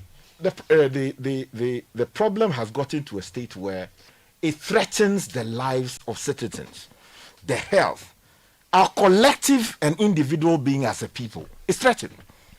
And scientists after scientists have provided evidence to show that people are dying. Citizens are being made. And all of these things satisfy the requirements under babies the deformed, water plant treatment plants shut, crops being polluted, farmlands being lost. So the environmental and human effect alone should weigh more than exactly, Bernard. And you see, when you read the provisions of Article 31 of the Constitution, the language is clear. Where people are doing something or intend to do something that affect the collective safety of our people, you intervene and deal with it robustly. The president was talking about National Security Council or whatever. He was mentioning National Security Council. No, he mentioned some people. Yeah, he said the National Security Council, the framers of the Constitution, not advised him to do state of emergency. That's not what the language of the Constitution says. Consultation with the Council of State. What's the business of National Security? I mean, throwing those things. So it's Council of State, not National Security Council. Yes. No. So the president mentioned this security. So you should have mentioned Council of State. Yes. If anything at all. No, you see, I think he's trying to bypass the proper procedure. Perhaps because the national security will be the ones who will be deployed to fight the war. No. And the Constitution says you act on the advice of the Council of State. Yes. Yeah. Has the Council of State been asked to provide advice? We don't know. We don't know. Have they on their own written to the president to say that, look, based on our assessment of what's happening around the country, Mr. President, consider imposing state of emergency and deal with the problem thereafter? We don't know whether this thing has happened. What we do know is that the president has not declared state of emergency. He says that some national security people. I'm saying that the Constitution doesn't contemplate that. It was not part of the people who should be coordinated. What am So I you're saying there's no role of the National Security Council, the National Security Council in the discussion about state of emergency? Constitutionally, there's no role for them. What about operationally? Operationally, if there's... Because National Security Council obviously consists of the heads of security agencies. That's true. And if you're a president who wants to take a security decision, it's natural for you to So let the consult council advise that you should do it. And then go and tell them that this is how do we operationalize it. That is my respectful view. So the Council of State should be the one to decide or... No, they advise okay. that in their view, do A, B, C, D. And the president is enjoined to act on the authority on the authority of that advice. So what the question I want to ask you is the state of emergency the most important thing to show that he's committed to the fight? Yes, in my respectful view. Because, and I will explain why. If you read again Article 31 of the Constitution, the superstructure of what should be there for you to make that declaration is clear. If you look at the facts, Konyaku water treatment plant has been shut down. For the first time in a long time, we are likely to go back to the ages of ringworm because people are drinking water from sources they ought not be drinking water from. Diarrhea is likely to kick in because they are drinking all kinds of things. Pregnant women, we are told, are facing serious problems because of what? Sources of water they are drinking, and then the quality of their food being compromised by all these chemicals that we're talking about. We heard the voices. People are dying as a result. Premature, what's the word? Yeah. Preterm babies. Preterm babies are being had. So the point is that there's enough evidence to show that this is extreme enough to merit a state of Exactly. emergency. And you see, and the impact will be long lasting. Some of these will not find immediately. It will take years, decades in some cases, for these things to manifest. Why, Boku? Recently. Let me help the discussion briefly. Okay. Will it be possible at some point for civil society and people like you to provide communities where we think state of emergency should be implemented? Because the other way the matters are conflated is they say, oh, state of emergency infringes people's rights and that type of thing. But if we could sort of list the communities where we believe that the level of illegal mining, they merit a state of emergency. So you could have a code. All the red districts, state of emergency. Maybe the yellow districts, you can do normal NIMOS. And the green districts, you can just use water guards. You get it? What I'm trying to say is that until we are all exact and give a bit of precision to what we ask for, the people can faff around with all these things. Number two, the issues around what specific outcomes we want to see. So state of emergency is an action we want to take. But again, what outcome do we want to see? I think the civil society organizations that really want to fight galamsey need to come together and come up with a united position. Because what tends to happen is that because there are different groups, you can invite 60 groups, 30 of them are just praise singers. I'm not saying that's what they did, but it's possible, right? And they will all come and confuse the issues. But if the 30 who believe that the right thing is not being done care a lot about this country, maybe they can come together and say, let's have a national discussion and outline specific things we all want to see collectively. Okay. Because you know what I'm saying? Because see, once we are all not clear on what outcome we want to see, it's possible for people to say, for example, somebody from Water Resources Commission came. Oh, the water level was 9,000, it's now 7,000. So there's some progress there. Is that really what we want? There has to be some clarity on outcome in addition to insisting on the process. That's what I'm trying to say. Okay, but so no, I'm not arguing with you. No, I'm just sort of trying to wrap this. That's why I take a short break. Okay. I'm saying in addition to what you said, we need to also come up with specifics that we collectively want. I think we are imposing too many obligations on civil society organizations. So because I'm not saying that is part of the. No, you are not getting me. We are fighting something. The president has come to do a press conference with people. What's the next action? There has to be insistence on specifics. That's how you do advocacy.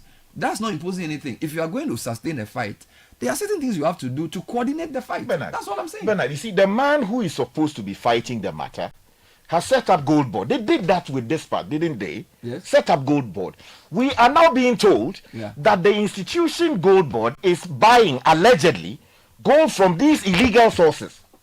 They can't differentiate between the source of gold from what we've been told is that there isn't clarity on the difference between gold sourced from the right person versus the wrong person. Okay, so how does that? I don't know.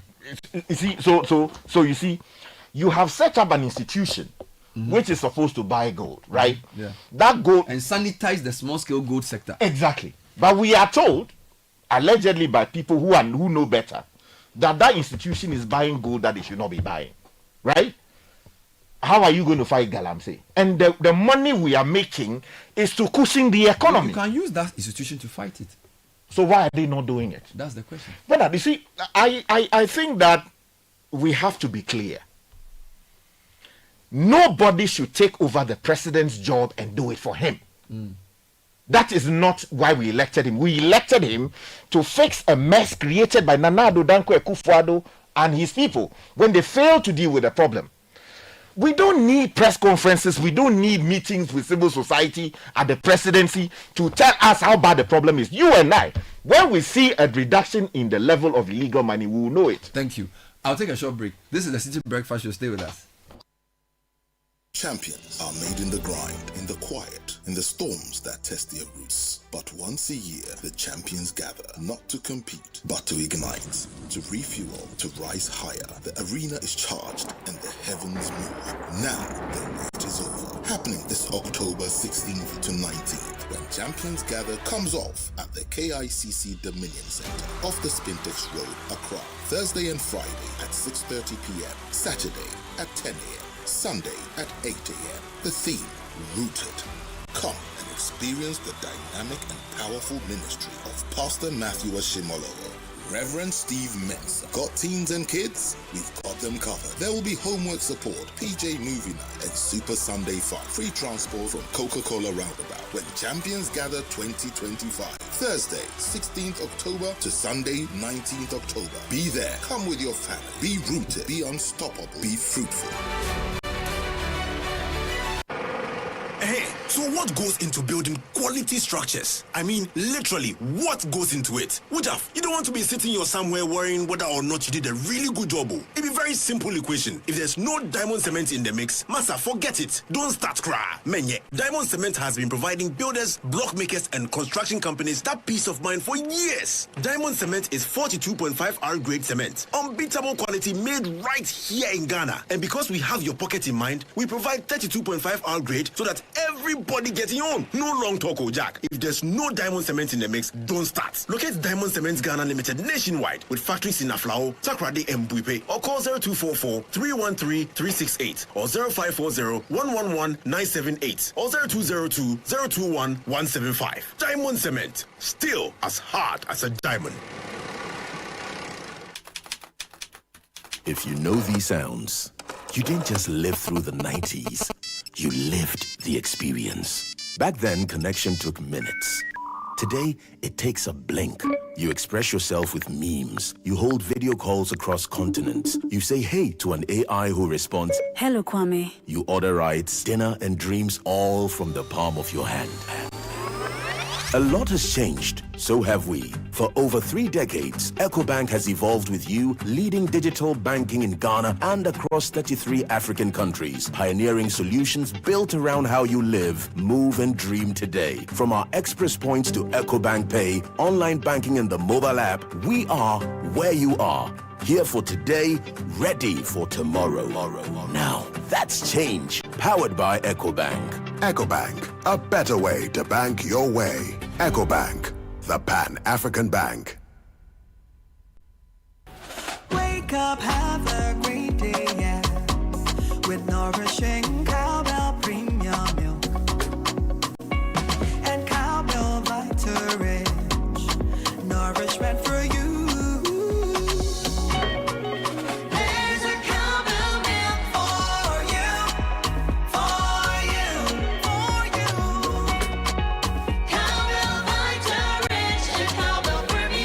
Introducing the new Cowbell Premium Milk, high in protein, and the new Cowbell Vita Rich, enriched with vitamin B9, both so creamy. Now there's a Cowbell for you. Cowbell of creamy goodness. This advert is FDA approved. Have you imagined buying a house on an interest-free plan and getting a car for free? Well, Afro Arab Properties, best known for building the most affordable quality homes, has hit another milestone of rewards. Are you looking for your dream home today? Afro Arab Properties will definitely show the way. These homes are in 1, 2, 3, and 4-bedroom options located at Manet Spintex, East Legon Hills, Santor, Ashaliboche, Tema Community 25, Old Ningo, Amasaman, Apollonia, and more. Even better, you have a 5-year payment plan without interest. And the big one, purchase a home from some Afro Arab Properties projects and get an electric car for free. Yes, an electric car that can go 300 kilometers on a full charge. So don't miss this big offer from Afro Arab Properties. Just call 055-175-3231 or 0244-109-133. Terms and conditions apply. Afro Arab Properties. At Afro Arab, everyone can buy a house. First impressions matter.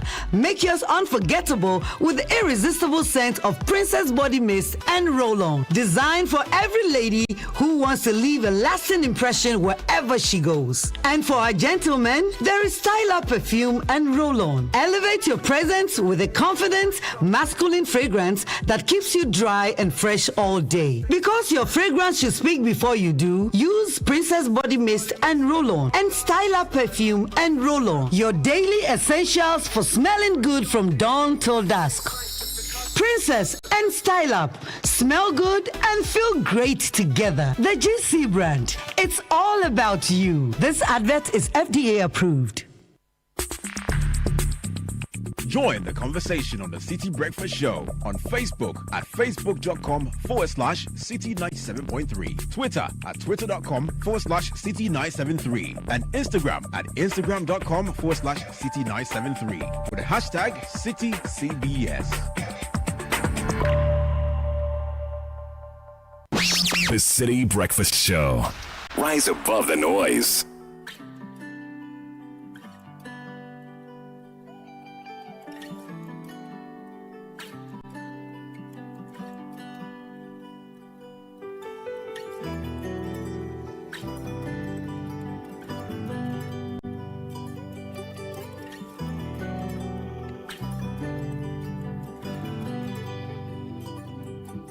It's some 17 minutes to 10. This is the Citi Breakfast Show.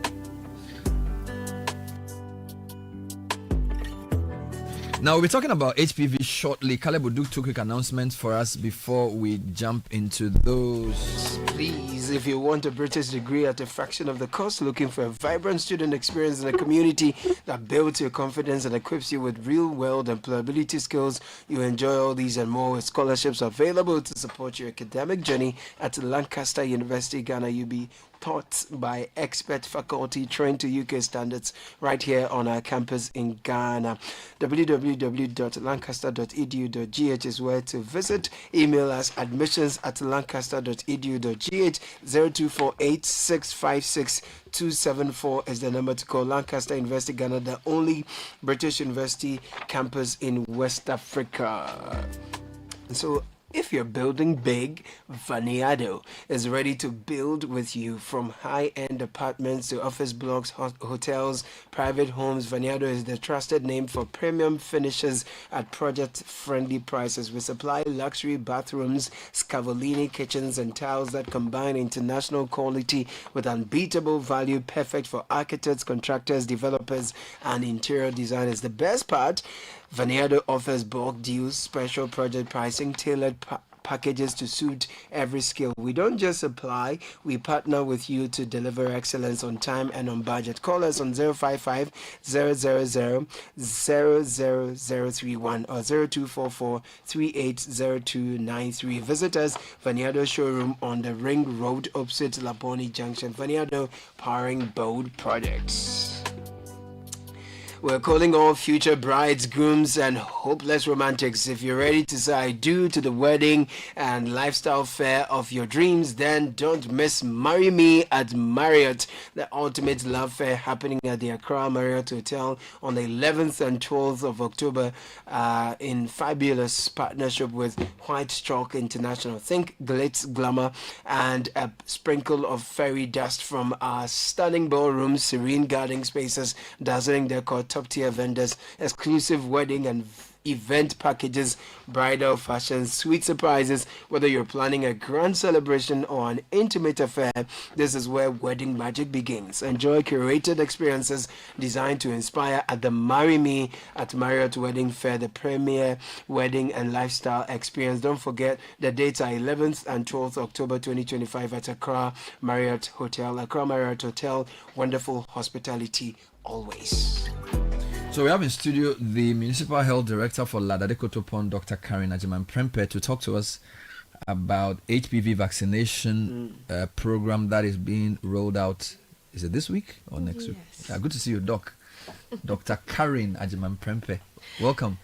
Thank you for having me this morning. How are you doing? I'm doing well. I'm in pink because it's October. Yeah, man. Pinktober. But we are not talking about breast cancer. No. What are we talking about today? We're talking about HPV vaccination in Ghana. Human papilloma virus. So the human papilloma virus is one of the commonest sexually transmitted infection virus. Yes. And so HPV is what we're talking about today. Yes. So is that what causes cervical cancer? Okay, so let me break this down to you. ahead. So the human papilloma virus has been identified to be one of the commonest cause of cell change at the cervix of the female reproductive organ that will lead to cervical cancer. So when you say cervical cancer, it's actually the cancer of the cervix.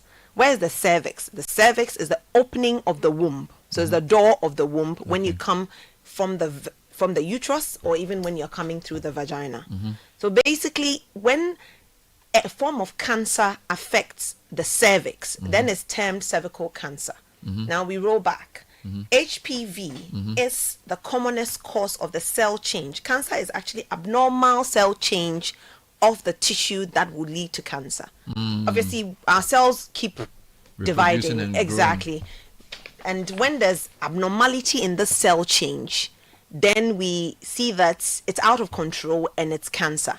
So when this HPV causes this abnormal division of cell at the cervix, then it becomes cervical cancer. So it's sexually transmitted. Yes. Amazing. But so how serious is cervical cancer in terms of, if you are ranking causes of cancer related deaths, for example, where does it rank? Okay. So globally, cervical cancer is the third common cancer in female. In Ghana, it's the second most commonest cancer after breast cancer, with annual incidence of 3,000. And here the sad part, with 2,000 out of these 3,000 dying. Wow, that's pretty serious. Yes, and that's because we diagnose the cervical cancer at its terminal stage, making it difficult for survivor. So if there was earlier detection, the chances of those 3,000 would probably be higher than only the 1,000 that survive. Bingo. So that's the point. Maybe there's a whole discussion to be had around diagnosis in Ghana, because I feel like a lot of the things that affect women generally and black people generally are not properly diagnosed. Some of it, I believe, is because of the way medicine has evolved. So I'm digressing, but I know you know what I'm saying. So a lot of times we look at symptoms from a certain perspective. Yes. And sometimes, because the way the medicine is manifested, it's always too late by the time a woman is diagnosed of even heart attacks. Yes. Somehow the way they present in women is different from the way they present men. So it's great to have a woman who's running a health directorate, well-trained doctor, so he can help us think through this. But let's come back to HPV.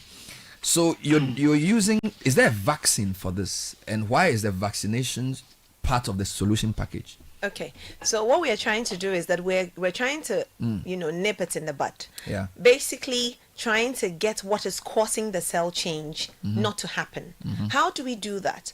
When you are sexually active or you are exposed sexually, then chances of you having human papilloma virus infection is high. Probability that you are exposed, so you have the infection. Now, the weird thing about HPV is that you could be infected. One, your body's immunity may fight it for you, or it may not fight it, but you may be asymptomatic. So basically, you run around carrying or being a bank of the human papillomavirus without knowing, right? Now, when you're sexually active and you have unprotected sex, you are exposing your partner to it. And then that partner becomes infected as well, i.e. passing on without knowing who you're going to get into bed with or whatever form of sexual activity that you get yourself involved in. Now, what we are doing is that we have targeted a cohort, a group of girls at the age of 9 to 14, presuming that they have never been sexually active and so they are not at risk and never been exposed. So vaccinating this cohort is giving us all herd immunity. Basically, this group have been prevented from getting it, and so it's not going to be passed on. In the next 10 years, hopefully, we would have curbed the whole situation by, preventing HPV infection in these girls. So that's a great explanation. So when was this vaccine developed? How long was it trialed and tested? And how sure are we that it's going to work? Okay, Gardasil 4 is what we are using in Ghana. And we've had 2 pilots in Ghana. For the past 10 years, it's been around. FDA has approved it. Also for a decade? Yes, it's been around. I mean, we have the first pilots in Central Region and Northern Region, where, there has not been any problem, no reaction, nothing. Good. We've had good figures, good data, and so we went on to do the second pilot, which was in the North and in Shai Osudoku. I don't know if you remember, in 2015, still today, our First Lady, yes, Lodina Mahama, was the one that was, So 10 years ago, yeah, 10 she years ago. spearheaded it. Yeah, she did it. Yes, Okay. and she's back. Okay. And so Have you tracked the girls who were vaccinated 10 years ago? Because now presumably they'll be in their early 20s. Whether it would be nice to know whether the vaccination has had an effect on reducing the. Okay. So the good news is that there was actually a documentary on TV of these girls. Some of them have had their kids. Good. They're fine. They've not had any incidents of irregular menstrual cycle, no foul smelling discharge, nothing of that sort. Yes, if they were 9 years to 14 years, they're probably about 19 to 24. Yes. So, truth be told, cervical cancer often affects women in the end of their reproductive age. So basically, it hides. Yes, so basically 40 to 50 years. However, these girls are fine. They're walking around. They're having their children. Normal life. So it tells you that those myths and adverse effects that people are saying around is null and void. How long will the vaccine be active in their system? Must it be given regularly? Because if you give it to somebody who is 10 today, you have to give it every 10 years. So guess what? The first pilot, we had 3 shots. The second pilot, we had 2 shots. This one is 1. It means that research has proven that 1 shot alone is enough for all the girls. So if they have the shot pre-sexual activity and they start becoming sexually active in their 20s, we're still sure that the risk of cervical cancer is reduced by the vaccine. That's the reason why we're doing it early. Okay, so let's talk about the rollout. When do you want to start, and is this national or selected districts? No, it's national. Everywhere? Everywhere, yes. Okay. Every girl child between the age of 9 to 14 is getting free HPV vaccination. Are you going to do this through the schools, through the churches, or at home? So we're doing it both with the school, mostly in the schools, because that's where we can catch them and do it well. Okay. And then we're going to have stacked stations in the health facilities, public health facility for now. Okay. And then some stations that are the directorates are going to create so that we can sort of catch the ones that are not in school or were absent in school for one reason or the other. So we are trying to, focus like schools mostly, but the health centers and then the static centers are also going to be available. And, your girl child can present themselves. We're going to give them cards to show that you've been vaccinated. And so, it's properly planned. How long are you giving yourself to do this national exercise? Is it a week, a month? Today is 6th October. When are you starting? How long? So this week we are hopefully going to start, and the schools we are working on everything. We are on the ground with the teachers, with the headmistresses, and all the health facility heads. But the good news is that after the lunch, after this, it is actually integrated into our national immunization program. Good. So it's not like we're doing it one-off. No. From now, when it's done, every girl child at the age of 9 to 14 can turn up. So when it comes to public immunization programs, generally Ghana has done very well. A lot of women do the 6 childhood killer diseases. So usually there isn't any vaccine sort of fear. Although during COVID there were lots of conspiracy theories around this. So it's good you're on air speaking to us, but beyond coming here, how do you hope to convince skeptical parents about this? Okay, so this campaign has been going on for some time. We've involved a lot of stakeholders, community level, heads of churches, authorities, chiefs, and we are able to convince the parents that because we've already done the pilot and we've seen these girls go on to have their children, have lived their normal lives, and that's why we even had that documentary on TV to show you that we had interviews with these girls who were part of the pilot, and nothing whatsoever has happened to them. I mean, protecting your child against cervical cancer that will kill them, against you believing in a myth that doesn't exist. I mean, just a final one. If a girl within that age will be already sexually active, will the vaccine help them? We are hoping that you're not sexually active between the age of 9 to 14. But they are not sexually active by design. Some of them are exploited. Some of them are forced. So you hope, and you know, hope is not a plan, right? It's true. So are you going to ask the girls if they've had sex before? It's going to be very difficult, right? It's if I have a 14-year-old girl who presents for the vaccine, what are you going to do? So we are not going to ask them about their sexual history because that is a bit exposing the child, and most of the children will say no anyway per our culture. Okay, if you give them the vaccine while they're sexually active, what happens? Will it work? Sincerely, if you're exposed to the HPV virus, then it won't work. But at least it's not hurt you to still take it. All right. You are the Dadekotopon Municipal Health Director.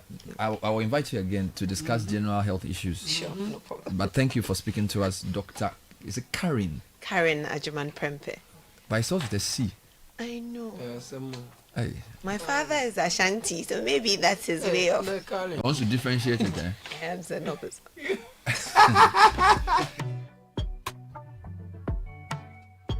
This is the City Breakfast Show, the city's biggest conversation. Hot jobs. Tired of HR headaches? Simplify your business with Hot Jobs Africa. As your one-stop HR shop, we handle recruitment, labor outsourcing, expatriate management, consultancy services, and corporate trainings. Plus, we offer staff basing and 100% staff support to boost productivity. Don't let HR hassles hold you back. Contact Hot Jobs Africa today. Call us on 030-3980-362. WhatsApp us on 020-433-6004 or email info@hotjobsafrica.org. Visit our website www.hotjobsafrica.org. Hot Jobs Africa. Think HR, think Hot Jobs. Hot jobs. Are you ready to unlock the next big thing? It's a universe of endless possibilities. Get ready to be part of this universe. You don't say Premier League no get size, the passion, the goals, hey, it a be rough. And DSTV is giving premium customers the chance to watch a Premier League game live. All you need to do is to keep your DSTV premium subscription active from now till 15th December. Dial *759# and stand the chance to watch your favorite star play before your very eyes. This promo is brought to you by the NLA on the Caritas Lottery platform. T&Cs apply. DSTV, your home of entertainment. And where do you think you're going? To train in the garden. With my broom? Mom, it's a javelin. Oh, really? And that plate? That's not a plate, it's a discus, Mom. We are training to become winners. Well, you know you need lots of energy to become winners. So you both better start your day with Twisco before you go anywhere. Besides its great chocolatey taste, Twisco is enriched with Enerfort, a blend of energy-boosting vitamins and minerals for little winners. Thanks, Mom. Got to keep my little winners in shape. Twisco, power your dreams. This advert is FDA approved.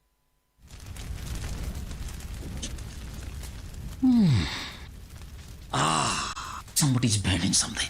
Massa, whether it's rubbish, grass from your lawn, a car tire or electrical parts you burn, you are producing smoke particles that can choke your lungs. And soon, gone too soon. Look, all the fumes you already inhaled from the vehicles, the dust on the road and all that, they are choking your lungs. And guess what that can lead to? According to the World Health Organization, as many as 28,000 people die in Ghana each year from air pollution. So do something. Stop the air pollution so we can all breathe free. Send WhatsApp or call 0579-724-072 or speak to your assembly. They will do something. Air pollution kills. This message was brought to you by Infinity 970 and supported by Breathe Cities.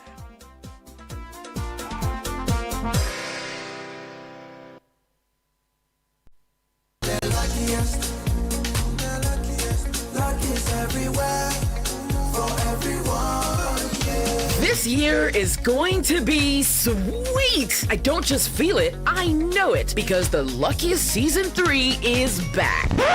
And I'm about to show you how to grab your golden ticket. Just dial *712# and follow the prompts to purchase your ticket. Or go to theluckiestafrica.com, hit community tickets, and pick your lucky number. Or let the system do its magic. Choose how much you want to spend from 1 to 5,000 Ghana cedis. You can even buy a ticket for someone else. Be someone's hero. Payment? Easy. Mobile money in Ghana or card if you're international. One ticket can turn 1 CD into 500 times more. That's maths we love. Or your community could win 10 times more. So let's get lucky together. Because luck is everywhere. Play responsibly. Not for persons under 18 years. This promotion is regulated by the NLA on the Caritas platform. Unleashing the power of relevant radio. This is Citi 97.3. Take those bold steps to fund your dream with a Stanbic personal loan, vehicle loan, consumer finance, solar loan, home loan, or credit card. Visit stanbicbank.com.ga to get started. Stanbic Bank. That's all we have time for today's edition of the show. Coming up next, City News at 10 with Shiba Rabini. Good morning, Shiba. Good morning, Bernard. Coming up.